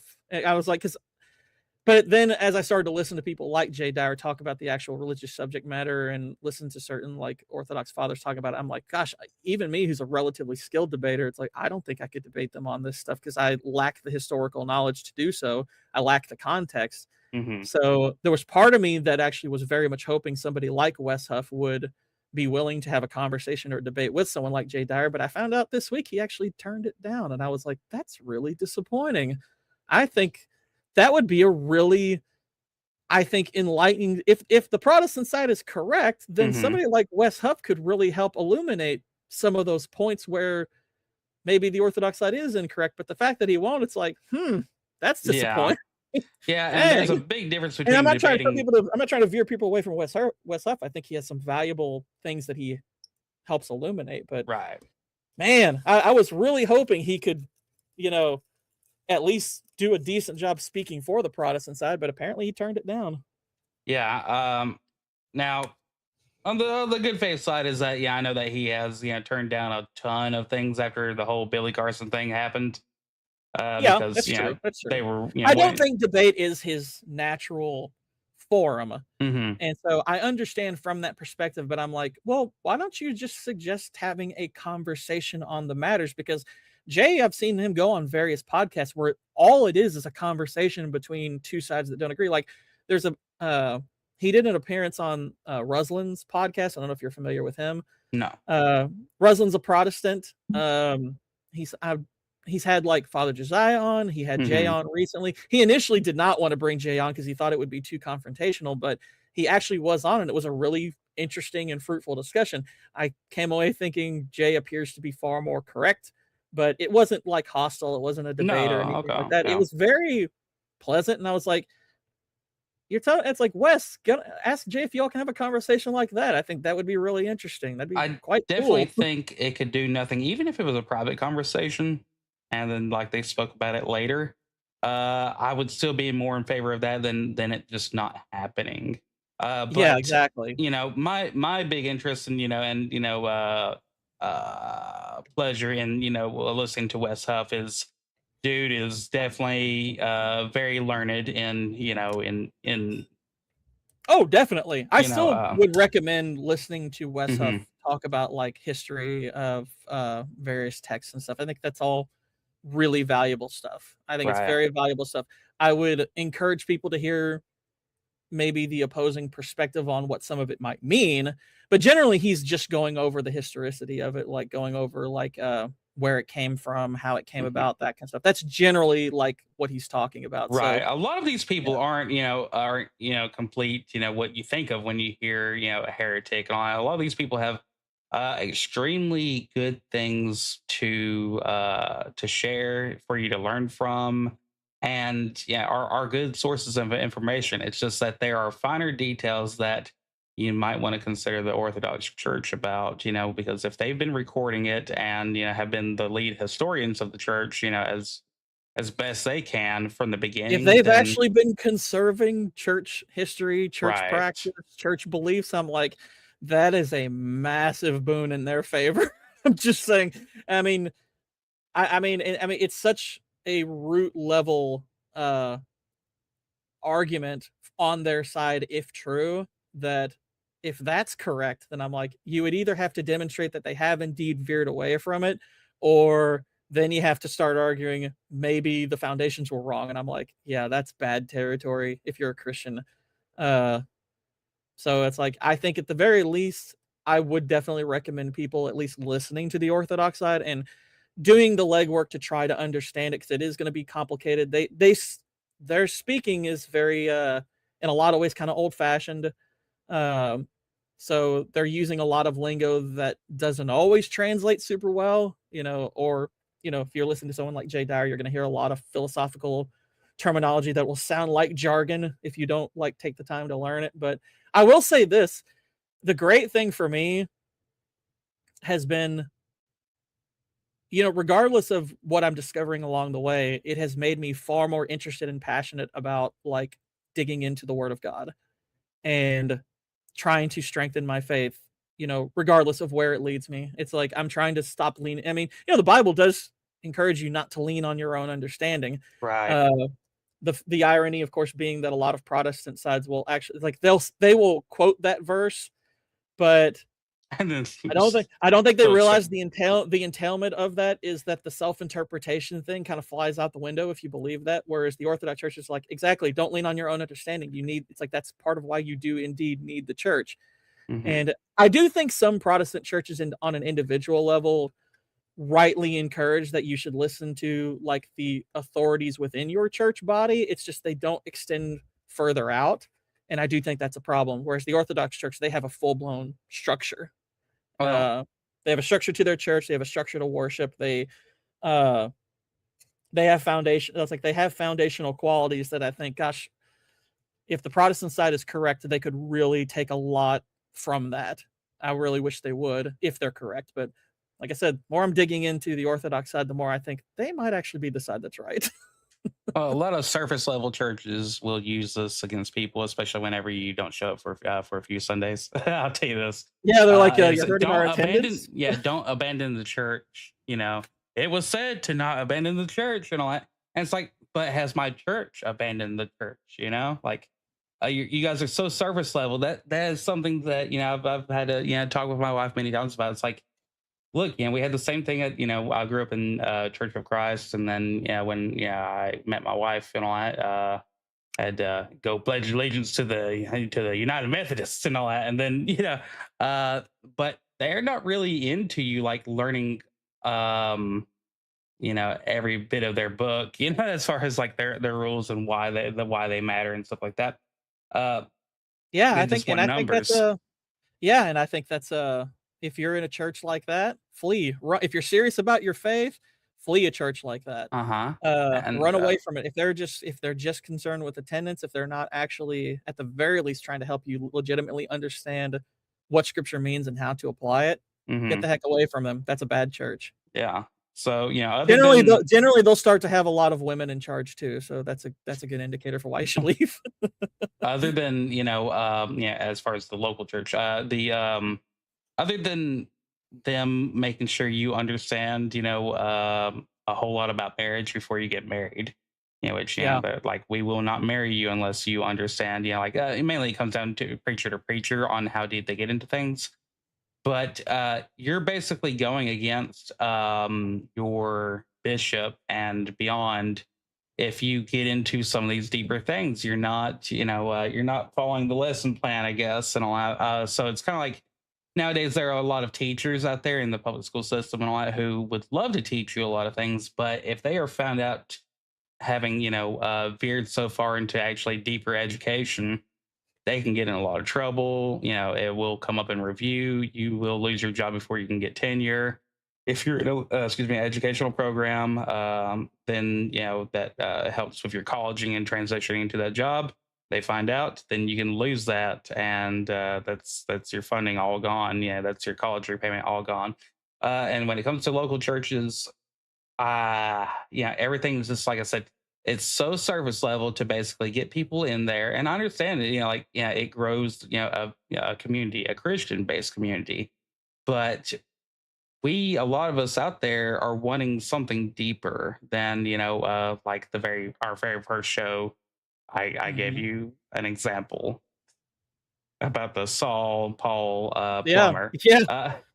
Well, even just now, you kind of advertently or inadvertently alluded to maybe the biggest problem we see in these Protestant churches is how much it varies pastor to pastor. That's a problem. That's not That is good. a problem. That's a major problem. That's one of the things that the Orthodox side has a major strength in, is it doesn't tend to vary person to person. There may be small disagreements within, but generally, like bishops they speak on these things amongst themselves. And if it elevates to a certain level, I know they have these things called ecumenical councils where they'll have doctrinal discussions and whatnot, but generally speaking, it's like if it's not a matter such as that, they're all pretty much teaching more or less the same thing. So it's not gonna, there's not, like, you would assume because we're dealing with human beings, there's going to be a mild level of variance, but because they approach the Bible from a liturgical point of view, and they're basically, it's like you're reading it and everything. It's not like a Protestant pastor sermon. It's like you are learning the meaning of the text. What, liturgical? Yeah. Here, let's see. I want to make sure I get even if it's just what it means to you, but yeah. Okay. But it's okay. The formal, structured public worship of a religion group, often focusing on the Eucharist or Holy Communion and Christian tradition. So it's basically well, okay, this is not this particular definition. It says relating to liturgy. Like that's just the definition referring back to the original definition of liturgy. They're basically liturgical. When they say the Bible is a liturgical document, they're basically saying the Bible is specifically instructing worship. It's like they are telling you what it means in relation to worship, in relation to live. It's like it is very hyper focused on, you are reading it as a form of worship, you are learning it you are learning it so you can worship, you are learning it so you can serve. It's like it's basically they're taking the command not just to go and preach. There's the command from Christ, go and make disciples of all nations. The Protestant side typically takes that as merely an evangelical thing. It's like, okay, go spread the gospel. And whereas the Orthodox side is like, well, but also make disciples of them. And this is what liturgy is for, is so you can actually make disciples of these people. You can actually build these people into actual followers of the word and of the teachings and everything. It's like there is a lot of things that to Protestants would seem very ritualistic. That's why I think a lot of Protestants tend to be kind of averse to, both Orthodoxy and Catholicism, but they're like, no, this is grounded in church history. It's like they were doing this. Why we stopped is why would we stop doing this? This is how they did it. This is how we're going to do it. And we're going to use the Bible to kind of illuminate why it is we do that, how it is we do that. It's very much focused on, I think, making disciples. The interesting thing is I thought that Father Josiah said, and that's kind of part of why I appreciate people like him, is he's like, they're not sitting there saying like, everything the Orthodox Church does is completely right. It's like, no, there's a lot of things we could learn from, our Protestant brothers and sisters and everything. He goes like, their passion for sharing the gospel is something that we very much should be adopting. Yes, okay, I've Um, heard that too, and yeah, I was like, that's kind. That's actually very gracious. yeah, I find the Greek right here of it is liturgia, work of the people, meaning structure and Basically, yeah, worship basically through going into defined the works you're rites. supposed to perform Mhm. as a Christian. Yeah. Yeah, defined rites, scripture, prayer, and rituals that follow a calendar. So like actually keeping to it. The things that really matter, and what you're supposed to base this off of, and like you said, bring in followers. Actually bring in the people, and that's something that they are having a little bit tougher time, compared to others. Well, it is. But It it's is. easier They for are others. starting. Well, they're starting to see a bit of a. To my understanding, the Orthodox side is starting to see a bit of a boom here recently, Oh, which I'm that's like, okay, good. if they're right, that's great. Um, it's also interesting as the more I've kind of been digging into this, the more I see like how certain teachings can be so similar, and yet there's just one simple twist of one that's like that gives all the difference. Like, one of the biggest debates between Catholics and Orthodox are on one side of this, Protestants on the other. And it's fascinating because there's not a whole heaping lot of difference. It's just there's this one difference in the teaching that is rather huge, Mhm. and it's the idea of faith and works. So obviously the Protestant side is like, no, salvation is all about faith. It's like your works are not going to save you. Your works are a result of your salvation. Mhm. Whereas the Orthodox and Catholic side, and again, I'll speak more for the Orthodox side because I've listened to more of them, but the Orthodox side is no, your salvation is an ongoing process that includes faith and works. And it's like, and he goes like, this is a continuous thing. It doesn't mean that, oh, if you sin, guess what? You fell out of favor, you're going to hell. Like that's often what Protestants will use as an argument. And the Orthodox side is like, no, that's not how that works. They're like, but it's like salvation is this ongoing process of faith and works. And the interesting thing is that Protestants will act like this is a massive difference between the two, and It shouldn't in be. reality, it's not that big of a difference because even Protestants will say that if a person claims to be Christian but does no works, they're not really a Christian. Mhm. They are somebody who claimed it but isn't actually that, but they're like the works are the evidence of their faith. Whereas the Orthodox side is saying, and I'm like, okay, so what both of you are saying is that an actual Christian will have faith and will have works, right? It's like, yeah. It's just one of you is saying that the only thing that's saving you is the faith, and the other side is saying, no, it's a combination of the faith and works. And I'm like, what you're all saying is not super different. It's Yeah. just there is that one specific aspect of it. And I'm like, okay, I think it is definitely a difference worth exploring, but it's interesting how that slight change creates such a divide between the two. And I'm like, that is a subject I am doing a lot more digging on because I'm like, yes, that is a pivotal piece of doctrine that you should know the truth on. But it's interesting like how small a difference in the structure of that belief makes all that difference. It is really fascinating how that little twist in it is makes it into this massive debate between both sides. It's kind of fascinating. But yeah, I have been listening more and more to how the Orthodox side interprets that. I'm not fully convinced one way or the other, but I'm like, because it's obviously coming from the Protestant background it's obviously very difficult to bring myself into thinking they're absolutely correct on it. But again, it's like I'm listening to a lot of their arguments on it, and I'm like, okay, there's making some good points at the very least. Yeah, it's I think a lot of it also has to do with a lot of people are kind of very free-willed people who have got used to how churches usually operate, and it's the feel-good process. Like Jesus is love, and that's it. We end it there. They don't really even understand Without ever the explaining depth what of love that. means. Right. Yeah, without ever right. even like I can't like it's funny because we were talking about this NBA story, and a lot of people who don't like what Jaden Ivey said, it's like, what happened to love thy neighbor and stuff? And I'm like, what do you think that means?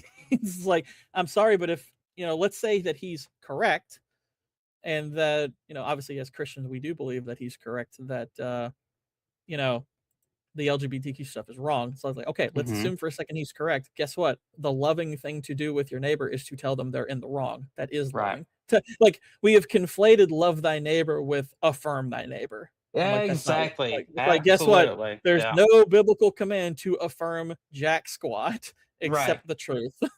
Right. It's like, yeah, condone sin. That's cool. Like, no. This is exactly what why you lose so many people in the family, is because of that. As far as like like direct family is because once you start condoning it and all that, okay. Love, yeah. I'm gonna tweet that Well, out hold on. actually. Shoot, Just my as dang I'm anyway, love thy neighbor does not mean affirm thy neighbor.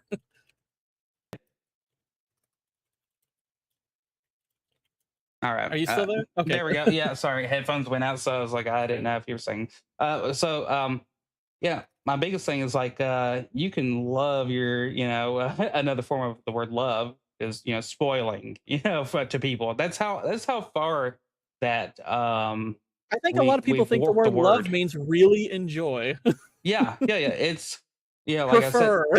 some people will say like, oh well, about loved them to death, or they just have too much love and all that. Talking about like even farm animals, like if you overfeed your animals, if you feed them things that they're not supposed to, that their bodies can't actually take care of and all that, then you're gonna get obese and mostly dead animals, and they're you're gonna love your dog too much, and the poor thing's gonna be living, yeah, a lot better than it would have been out in the wild, but it's also like a tick. The thing looks terrible because it can barely walk around, it can barely breathe. It's having a hard time. You love, has so much to do with discipline and Mhm. disciplining your children, your friends, and all that. And and it's hard to do that. It's really hard to do that. It's not easy, and but we were never guaranteed that it was going to be easy. And I just don't see why people are like dumbing down. I guess because the word love is used so commonly now. That's Yeah. probably an issue. Well, I mean, granted, and look, it's you even brought up earlier, like the word love has a lot of meanings and everything. Hmm. Even just even in old languages, it's like it just has a lot more now because we replace words like prefer with Yeah, love. exactly. We use it I mean, most terms anymore we use extremely loosely. That's why it's like I know that when I have conversations with people, I know often that I'm probably annoying the crap out of them because I am very I a lot of times will be hyper specific about terminology, and I refuse to accept like the loose definition of something unless unless it's like we're just having a loose conversation. If we're having an actual discussion on a matter we may or may not Uh-huh. agree on, I tend to get hyper specific with terminology, and I'm like, I know I'm annoying the person I'm talking to. I just don't care because I want to make sure we nail down what these things mean. But love is Yes. definitely one of those terms that I'm like, okay, if we're discussing a passage like love thy neighbor, it's like, okay, I'm Hmm. going to get hyper specific because I have to, because what you might think love thy neighbor means prefer, or it's like love, it's like, you know what, affirm them because they prefer X. It's like, yeah, that has nothing to do with it. Love Yeah. thy neighbor means do things that are loving for them. That can be something that's pleasant, that can be something that's unpleasant. Hmm. Disciplining your children is not pleasant. Guess what? That's a form of love. That Yeah. doesn't mean like, oh, your kid did something wrong. Well, now I need to pat them on the head. Say, you know what? It's okay. It's Yeah. okay that you did this terrible thing. It's like, nope, that's not loving. That's actually quite terrible. Hmm. And I think people misunderstand. They're like, when they hear "love thy neighbor," and somebody's out there thinking, well, there's this one neighbor I don't like, and I guess I got to treat him good, even though I dislike him for many things. Like, no, that's not necessarily what it's covering there. And there might be a reason why you why you have a problem with your neighbor and all that if they're doing terrible things and all that, but you can do your best, but it doesn't mean just accept what they're doing as, oh, that, well, it must be a good thing, I have to put up with their ways. You do not have to put up with their ways. They'd be condoning their ways, especially when it comes to at least biblically. If they're they're doing bad things. You know, like where do you draw the line in that case? Like, you know, well, I saw them beating their children, but I'm supposed to love thy neighbor. You know, like Yeah, you know, like exactly. And that's the other thing is whenever the looser your definitions get, the more inconsistent you'll be. yeah, yeah. Like It's if pick you, and and that's choose. why it's genuinely important to have, foundation to your belief system. Even if you happen to be incorrect, which I mean a lot of people are. I mean everybody is probably on something. Yeah. Um you still Me? need No. yeah, it's like you still should have a standard by which you can appeal to say this is why I do what I do, think what I think, believe what I believe. If it's just well, love thy neighbor or oh, do not judge, and it's everything, it's like, how stupid whenever I hear people use those as excuses, I'm like, I have to stop myself because I'm just like, You you don't have want to miss any idea how soft brained you sound You when don't you want to say represent you're not supposed to Christianity. judge, and I'm like, that is the dumbest thing I've ever heard, and you've clearly never even thought it out. It's like Yeah. literally nobody as a human being could operate in daily life without making judgments, whether it's Yeah. about things or it's about people. You could not operate. It's of course there are levels to it. There's meaning behind it. It's like how we judge. It's like, yes, there are certain ways in which a Christian is not supposed to judge. We are not supposed to condemn people to damnation. That's not our purview. We are not supposed to judge hypocritically. Obviously, those are true. That's about it, though. We're pretty much allowed to judge in every other way. Right. In fact, you're kind of encouraged to because it's common sense to make some judgments. If I see some sketchy people on the side of the road doing some sketchy stuff, I'm making a judgment call if I decide to cross the road on the other side. That's a judgment call. And it's like, Right. guess what? It's not wrong. That's actually kind of perfectly acceptable. Yeah, it's almost as though it's naturally inside of us, you know, to know as though we were made in the image of something. I don't know. But, you know, when a kid, you know, and I think I had like a discussion with about this. It was kind of a hard subject to grasp, but you know, I had it all written out. But basically, talking about children, you know, their ideas of being able to judge things because usually a lot of them, you know, they're not tainted by life and time and all that, but they see something bad and negative, and they're able to call it out. So, Mhm. you know, I showed a picture of this. There was a frowny car. You know, the thing literally has a frown and it's in a junkyard, and all the colors in the picture are drab. And then you Mhm. see a truck like Mater, you know, from the Cars thing and all that, you know. And, you Mhm. know, the kids all chose which one, you know, looks happier, safer, better. They all, You had a yeah, preference? Those monsters. and I was like, it's almost like what you put out there helps people judge whether you know this is good or not, whether it's safe or not. So if you're ranting and raving on the streets for hours, you know, which we're told not to do, you know, and you're the roadside preacher, you're yelling at If you're making a cars, you know, you're spectacle showing of yourself and walking around yeah. with pictures of abortion and you know stuff like that, which was something that was going on next to my workplace for a long time, and like Really? yes, and guy he always wore a purple suit and he was out there, and I was like, oh, the purple preacher's back, and you could hear it over all the machinery in our place, and he'd do that until his voice gave out, and then from time to time he'd bring people along, and they were like, you know, like I said, you know, right beside my restaurant, they're showing pictures of abortion. I get it, like you know, like I get what they're doing. I see what you're doing there, but Well, I'll trust give you an me. example of this I Mhm. saw recently. This video was circulating around X this week. There was this video of this guy who I guess he had like a microphone or a loudspeaker, Yeah, a and little. he's a younger guy, and he sees this girl walking by, and he says, "Put some clothes on." Basically, you're dressed inappropriately. Uh huh. And I had a little mini conversation with somebody about this, but I won't go into too much of that. It's more or less what I'll say here, but we were kind of going over because like she got pissed off and like tried to hit him and stuff like that, and people were debating who was right, who was wrong, and I was like, well, I don't think it's as simple as that. So obviously, it's like we can say where she's in the wrong. She tried to resort to violence because he was being, he was saying stuff on a loudspeaker about her, and I'm like, Mhm. okay. So let's go over this point by point. It's like, which I really wish people would do more often because nobody does point by point anymore. No, They no, just they look just at put the the hot whole of one take. side, the whole of another side, and they decide which one they think is more right. Mhm. Uh, but which is often why both sides end up being so wrong. Absolutely. But it's kind of why I like good debate, is because good debate tends to go over point by point. But Yeah, anyway, but so it's a good way this to drive guy, people away from Christianity. exactly, Sorry, exactly. go ahead. That's why a lot of people get fixated on "do not judge" and "love thy neighbors" because they've never had a point by point discussion on the matters. But so I was like having this discussion with this guy because he was kind of immediately saying, well, is she wrong? And I was like, well, hey, let's have a conversation about this. I was like, okay, well, clearly she's not in the wrong. Well, not in the right. I was like, because she resorted to violence, that puts her in the wrong. And I was like, okay, but let's look at his claim. She's dressed inappropriately. She is. She looks like a hooker. I was like, now that said, does that make him right? No. I was like, I actually, if you were asking me, it's like, do I think he was right to, have a mic or loudspeaker and say that to her? No, I think that you're being a jackass if you do that. It's like, that's not the time and place to be doing that. It's like, because you're really just trying to pick a fight. That's absolutely what it is.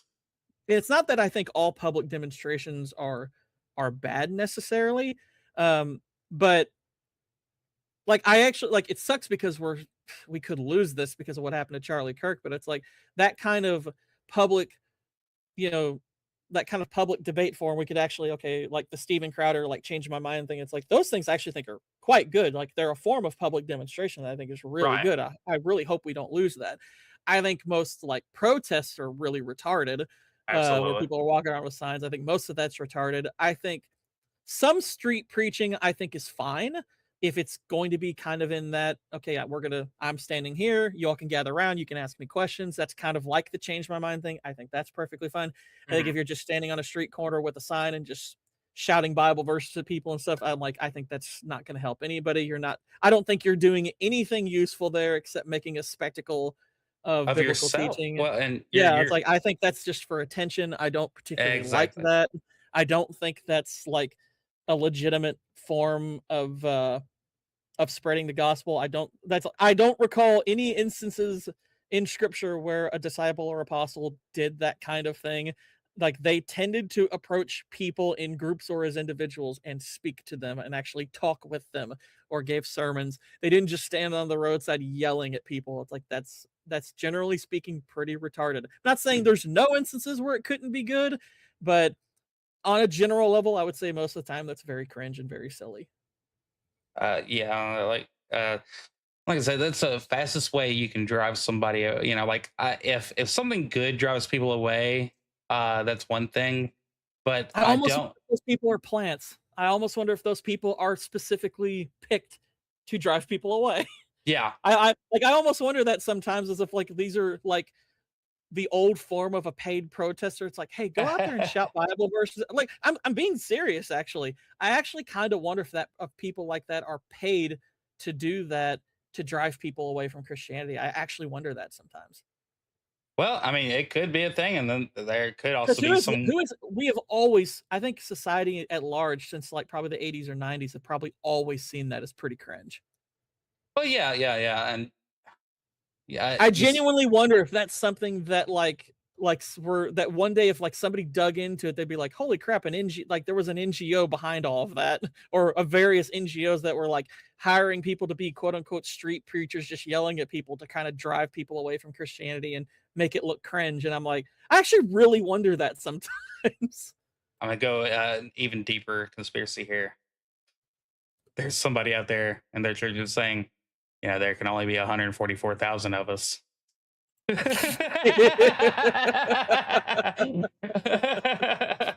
I'm keeping my place, buddy. What? Making my new planet. What's funny is that particular group has more than 144,000 members. I know, like that's so awkward. That must be a very awkward thing. Like, yeah, you're looking over at your uncle. You're like, he ain't counted amongst us. It's like that's like did they not keep count and say, oh wait, we got to send out a memo, no new members, and they were like, oh, like hang on, about 40 of us just died. Okay, 40 new members. Yeah, okay. It's like you're not keeping attendance tabs on your cult there, buddies. Spots open. All right. The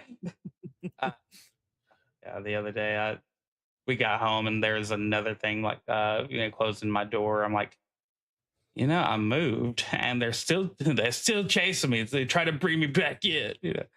But I will say that those people, they do get out and try to do things, and some of them are actually pretty well educated and do some good work in the name of the Actually, you Lord. know, it's well, that particular group, it's funny, Jay Dyer actually did a video on them and how they have a good baseline education that is really effective at manipulating kind of simple-minded people who haven't had a deeper education. And Mhm. Yeah, a good I proper don't know, I education can't is remember impressive. I can't remember how deep into detail he went on them, but that was something he brought up, and I'm like, "Oh, yeah, I'm willing to bet that's exactly what they did," and as he went over it, I was like, "Yep, that does seem like I'll what a look for lot of that them do." video, but if you find it before me, send it to me. I will. I'll if I find that, 'Cause if I can remember what it is or find it, yeah, I'll send it to you. because there's just so much I would rather. Are many things people like Jay and others that I would love to have them I would not. say listen to, like, some of his movie stuff Mhm. also. That'll Okay. help I think that'll give you, at the very least, kind of a framework to start understanding where he's coming from. Because like I said, this mofo is one of the most well-read people I've ever come across. I'm like, Dare I he say spot autistic? well, oh yeah, I think he'd probably even agree with that because it's like Yeah. he's read so many books. He is so good at like spotting symbolism, and you know he's done a lot of research on various cults and various like secret societies and stuff like that. Mhm. And yeah, it's he's a really fascinating guy, and there's so much variety to his content that I'm like, man, it's like even if you're not Orthodox or not interested in looking into Orthodox, I would still recommend this channel. You know, it's like I recommend it on all fronts, but it's like even if you're just looking for like movie stuff or whatever. I mean, shoot, I didn't even know until I brought him up in our private chats that Vex had heard of him, and I was like, Vex, you know who he is? Why didn't you tell me about him? Shoot, I didn't Shame on even know. you. And so like, oh yeah, I ordered Esoteric Hollywood a long time ago. I was like, I was just sitting there like when she messaged that, I was like, I really wish I'd known about that. Yeah, yeah. It does. It does make you feel Like like I. I was speaking as though I was enlightening all of you about this guy that no one else knew about, and she was like, she already knew who he was, and I was like, dang it, I actually found out like you met Israel and John Yeah. not too long ago. Uh, me and Israel found out John has been listening to Jay for like 5 years, Mhm. which makes sense in hindsight, because I actually remember John, like, okay, so me, John, and Israel have been friends for I've known them longer than I've known you. I've known them a few more years longer than you all. You can only Vex, I mean. Mhm. And we used to message each other on Facebook a lot. And John actually, there was a I don't know where he's at in this, if he's still into it. I don't know if he joined it. He hasn't talked about it a ton, but I know there was at least a time period where he said he was looking into orthodoxy. I was Yeah. like, "Oh, okay." I knew so little about it that I was like, I don't think I refuted it too much. I just didn't know a ton about it. Now, granted, Mhm. some of the things I'm sure I shared amongst them probably would sound like a refutation of what, like, maybe he was learning, but I don't know if he even bothered to take it seriously. In hindsight, I'm like, he probably shouldn't. But we found out this week or last week. He was like, "Oh yeah, I've been listening to Jay for like 5 years." And I'm like, "You didn't tell us about Jay? You've known about him for 5 years, dude. You got to share that with us." I was like, I've been missing out all this Yeah, time. you've What the been heck? sitting on this treasure the entire time. I think I actually said something like just like that almost. I was like, "You've been sitting on this for 5 years, man. What the heck?" But that's so great, though. I You mean, let the side down, man. that is so great, though. When you can find that in common, and as much as I love, movies and such, and entertainment, and I do have fun with politics and the such and all that, but um that's why I definitely had to bring this up on the show, and I think from now on, no matter what, we'll have a segment here at the end, the last hour, which is dedicated, because we can dedicate some darn time to Christ and understanding Him better. And One, they uh, seem to be our liveliest and most focused discussions that we yeah, have. Yeah. yeah, because trust me, I'm not focused. That's how many YouTube channels do I have? Yeah, You like can tell. we're kind of like bumbling and blazing our way through all of, like, Hmm. these meme videos and stuff, but then when we get to the religious side, it's like, "Oh, okay, now it gets Yeah, more conversational and more." right. Yeah. Like, this is, like, probably the more informative or fun part of it at the very Yeah. least. So they're satisfying with quick hee hee and ha ha's and all that, and then they're satisfying you know, intellect and actually are real questions, you know, that are out there, and things that we like. Yeah, yeah, I'll stand hard on, you know, some movies suck, but I think my faith matters just a little bit more. So you know, that's why we do these. And but Oh anyway, yeah. so about to hit 1:30 here, 2:30 your time. Yeah, we've I actually been at this for 3.5 hours. Yeah, yeah, Kind of that's flown good. by though. It's been really fun. So next week, we'll you know we'll get into, but we definitely got to have a few more things to bring up next week. And unfortunately, I hate to do this, but Jay and some of his conversations, I'm sure he wouldn't mind if parts of them got rebroadcast in a way to show the conversation. No, So generally, if he's, I would assume he probably has a similar policy as yeah, someone don't like be a Andrew negative Wilson, dick where, while well, using like, it. well, no, it's not even that. I mean, I don't even think he minds like people Mhm. doing kind of response to it, even in a negative sense. I know like Andrew Wilson has a his whole thing is like, look, y'all can create channels where you talk about my stuff. That's totally fine. I think Jay is probably similar. Now, granted, if you challenge him, he's probably going to be like, "Oh, you want to debate?" But Yeah, yeah, I think we're more just trying to understand what he's talking about. So no, I don't think that would bother him right, whatsoever. right. That'd be my guess. And it is appreciation for dude, you know, because when people can argue, when they can debate that well, it's appreciation of art as well. So and it's almost art that I can't understand at times. It's like, oh, this Van Gogh's. But yeah, Picasso of debate, you know, like I have to really piece this crap together and all that. But it's been very educational. Makes me want to read it and, you know, listen to a lot more new books. And it's very rare when you can find anything that fulfilling, you know, when it comes to the soul on Maybe YouTube. we could do a thing where like we find, and this doesn't have to be exclusive to like someone like Jay. We could find like various, like you could find a video at one point and we can both watch it like off the show, Mhm. kind of break it down, kind of pay attention to it, listen to it, maybe try to formulate some thoughts on it and maybe have a discussion like that. And it can be, you know, like I said, about a video Jay's done, a video that, you know, some other pastor has done. It could be somebody we agree with, somebody we disagree with. I mean, Yeah, yeah, that'd be it's like we could great. even do That's a stuff like great that. idea. But yeah, we'll get into that. And but thank you for joining me today, sir. I know you're busy script writing. I Well, mean, now but I'm yeah, video edit. I'll be video editing now yeah, because you've I'm. already got the voiceover done, haven't you? Hmm. Yeah, and no problems this time. No deleted giant files. Doesn't appear to be. Appears to be all good. The only goof that I did, which granted this is an easy fix, but I didn't initially convert it to MP3 or WAV format. I just Mhm. had it as a basic file, and I was like, "Why is this not going into the DaVinci?" It's like, "Oh, it's because it's the wrong file What was format. I'm it? Still in retarded." dot wave or whatever? No, Wave is fine. Wave's Mhm. actually pretty good. It's just not compressed. But Mhm. no, it's like I can't remember like even the file type. It's like AVI or something like that Okay, maybe. But gotcha. it doesn't work in DaVinci. So like it won't even let you transfer a file like that in there because like it doesn't even recognize it. Like Looks like it's no, missing when won't you work. go to. Yeah. Yeah, it's like you'll import, you'll click it, and then you'll look at your list of media. It's like it's not even there. It's like no, you can't have that. And it's like, oh right, I didn't convert it. I'm an idiot. But yeah, all that's done. All that's done now. So I'll be editing the video, and in between here's a question real quick. Yes. Are you playing anything other than Project Zomboid, or are you just streaming that and playing that? Of I don't know. I've been very interested in Zomboid, and in fact, this morning I did a video before me and you got on here, and I went live, and all I did was basically read out and explain. Yesterday we got an update. We got an update that the update was coming, and then this morning the update came, and you know, so both of those had important information and how they would affect the game. And I had a little bit of insight, you know, with talking back and forth with the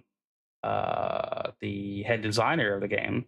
So that was kind of cool. But anyway, yeah, I just put that out and I did like right at 55 minutes of a stream today on Project Zomboid. But I'm not opposed to playing something new. Hmm. Yeah, I it's funny because there's an understandable amount of fatigue with this game Hmm. that I'm playing right now because I've been kind of like periodically like, okay, I want to play something. I just don't know what the heck I want to play in my free Right. time. So much. But so I'll download a game, I'll start to play it a little bit, be like, nope, I'm not in the mood for that. And I've done this like 10 times recently. I've not figured it out. I landed on one and it's like, gosh, I feel like people will rag on me for playing this again, but I've been playing GTA 5 and having a really good time. And I'm like, I understand the fatigue with this game. Holy Mhm. crap. It's like GTA 5 is about it's become like the normiest game out there basically because it's been out forever. But I'm like, I feel like it I'm playing the also. campaign though. Mhm. Campaign's really fun. It's really freaking fun. I'd like to see you play it because that'd actually be something I'd be interested in. Because a lot of people do the multiplayer, and and I never did really watch the full gameplay through just because I saw so much of people doing. As soon as they got it, they started doing ridiculous things. I get it. Everybody wants to fly a plane into a building. I get it. Jihad. Which granted, you can do that in the base game. Yeah. But I've barely I've done a little bit of the online mode stuff, but very little. Mhm. And I might give it a shot to see if it's fun or anything. I've got a year's left at least of my PS Plus subscription before I probably cancel it. So might try to get some online play out of it. But I'm playing through the campaign right now. I'm probably like 4 or 5 hours in, and I'm like, gosh, this is a really fun game. Have you thought about streaming it? I might have to. I'm like, dang it, I'm having actually a pretty dang good time with this. This is a really fun game. And it's funny. The funny thing is like some of the crap that they because it's kind of the South Park approach where they'll make fun of anything. Mhm. And a lot of the stuff they're making fun of in that game didn't even feel like it was around back then. It was maybe a couple of years away, like uber feminist people and Yeah.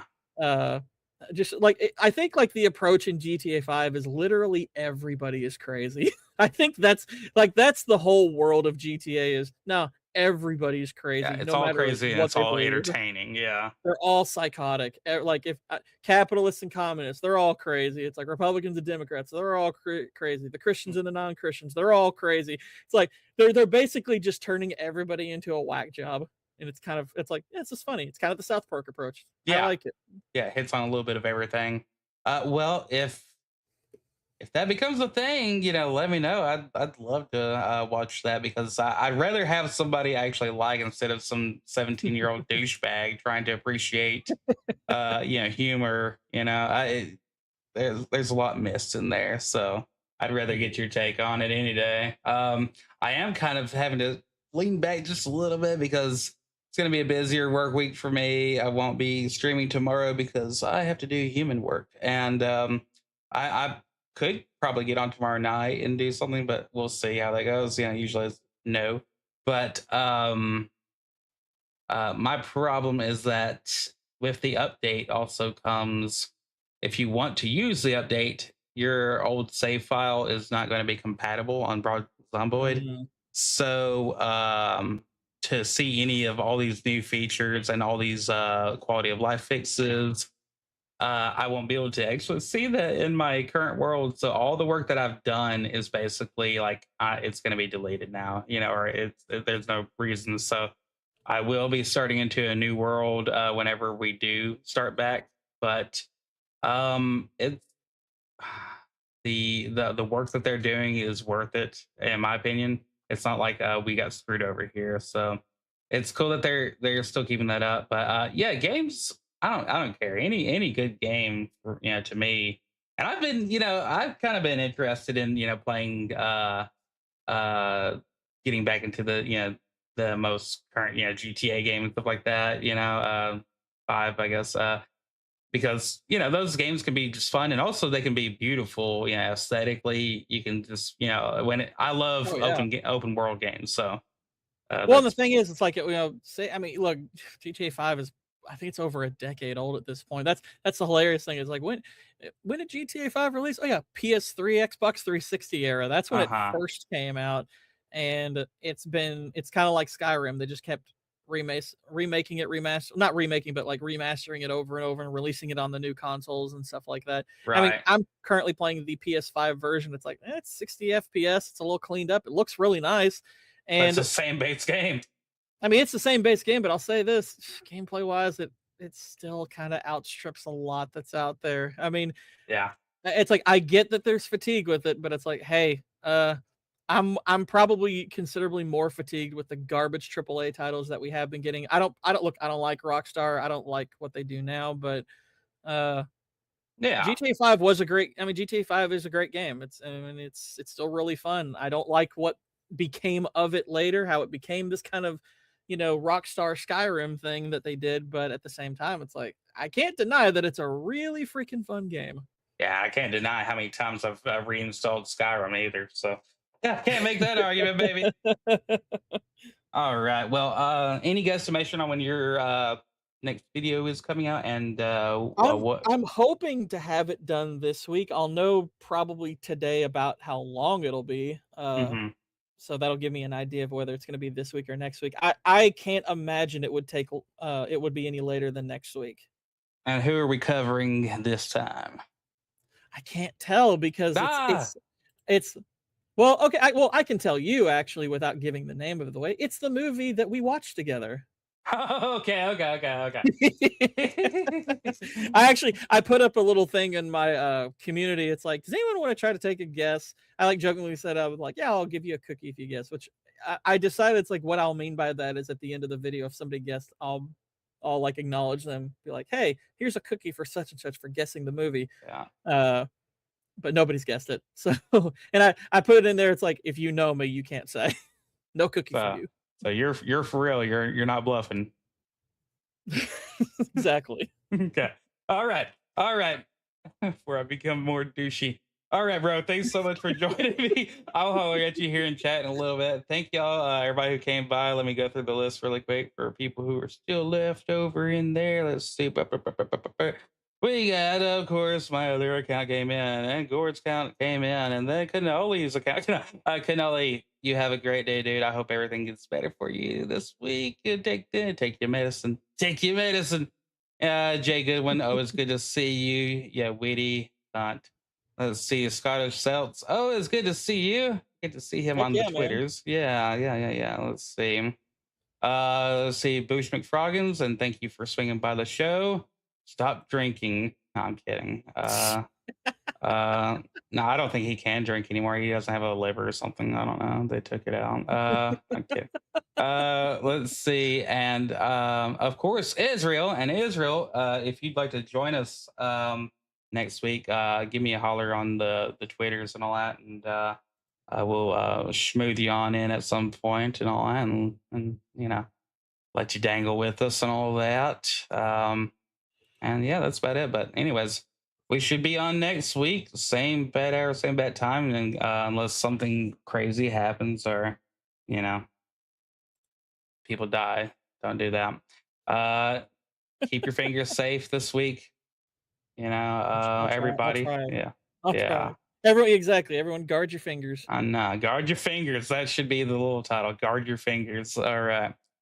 Well, we'll see everybody later. Waka waka and drop it.